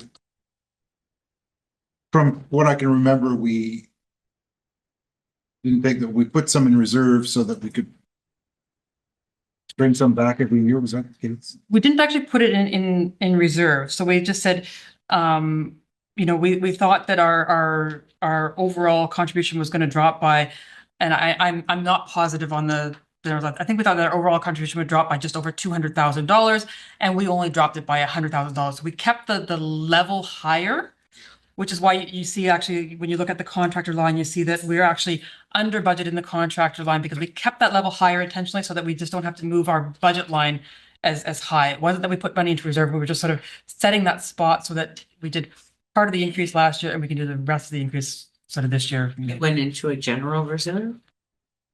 It wasn't a reserve transfer. It was just sort of we moved that line up. So yes, at the end of you know the end of the year, because there's looking to be this surplus in policing, that will go back into the general reserve unless directed otherwise. Yes. Questions, Councillor Ferrer?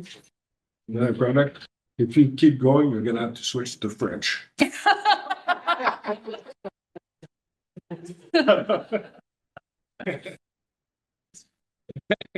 I'll try, but I only have a few phrases and I talk them fast too.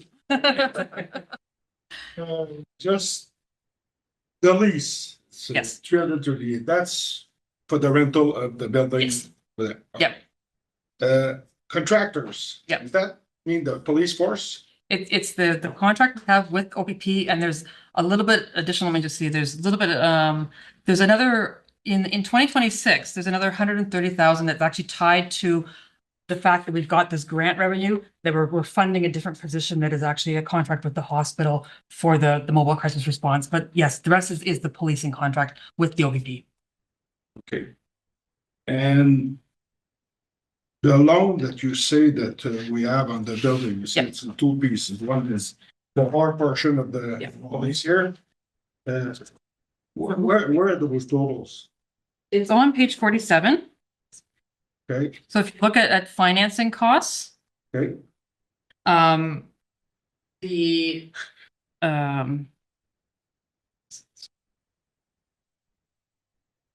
of the 773 that's in 2026 budget, there's $115,000 that's still tied with that self-funding of the exit stuff. So it's not tied to the hard loans. The other $658,000 is our principal and interest payments on the financing for the facility. So how much is left on the? So on the facility, the provincial part of the financing was 20 years, and the our part of the financing was a 30-year.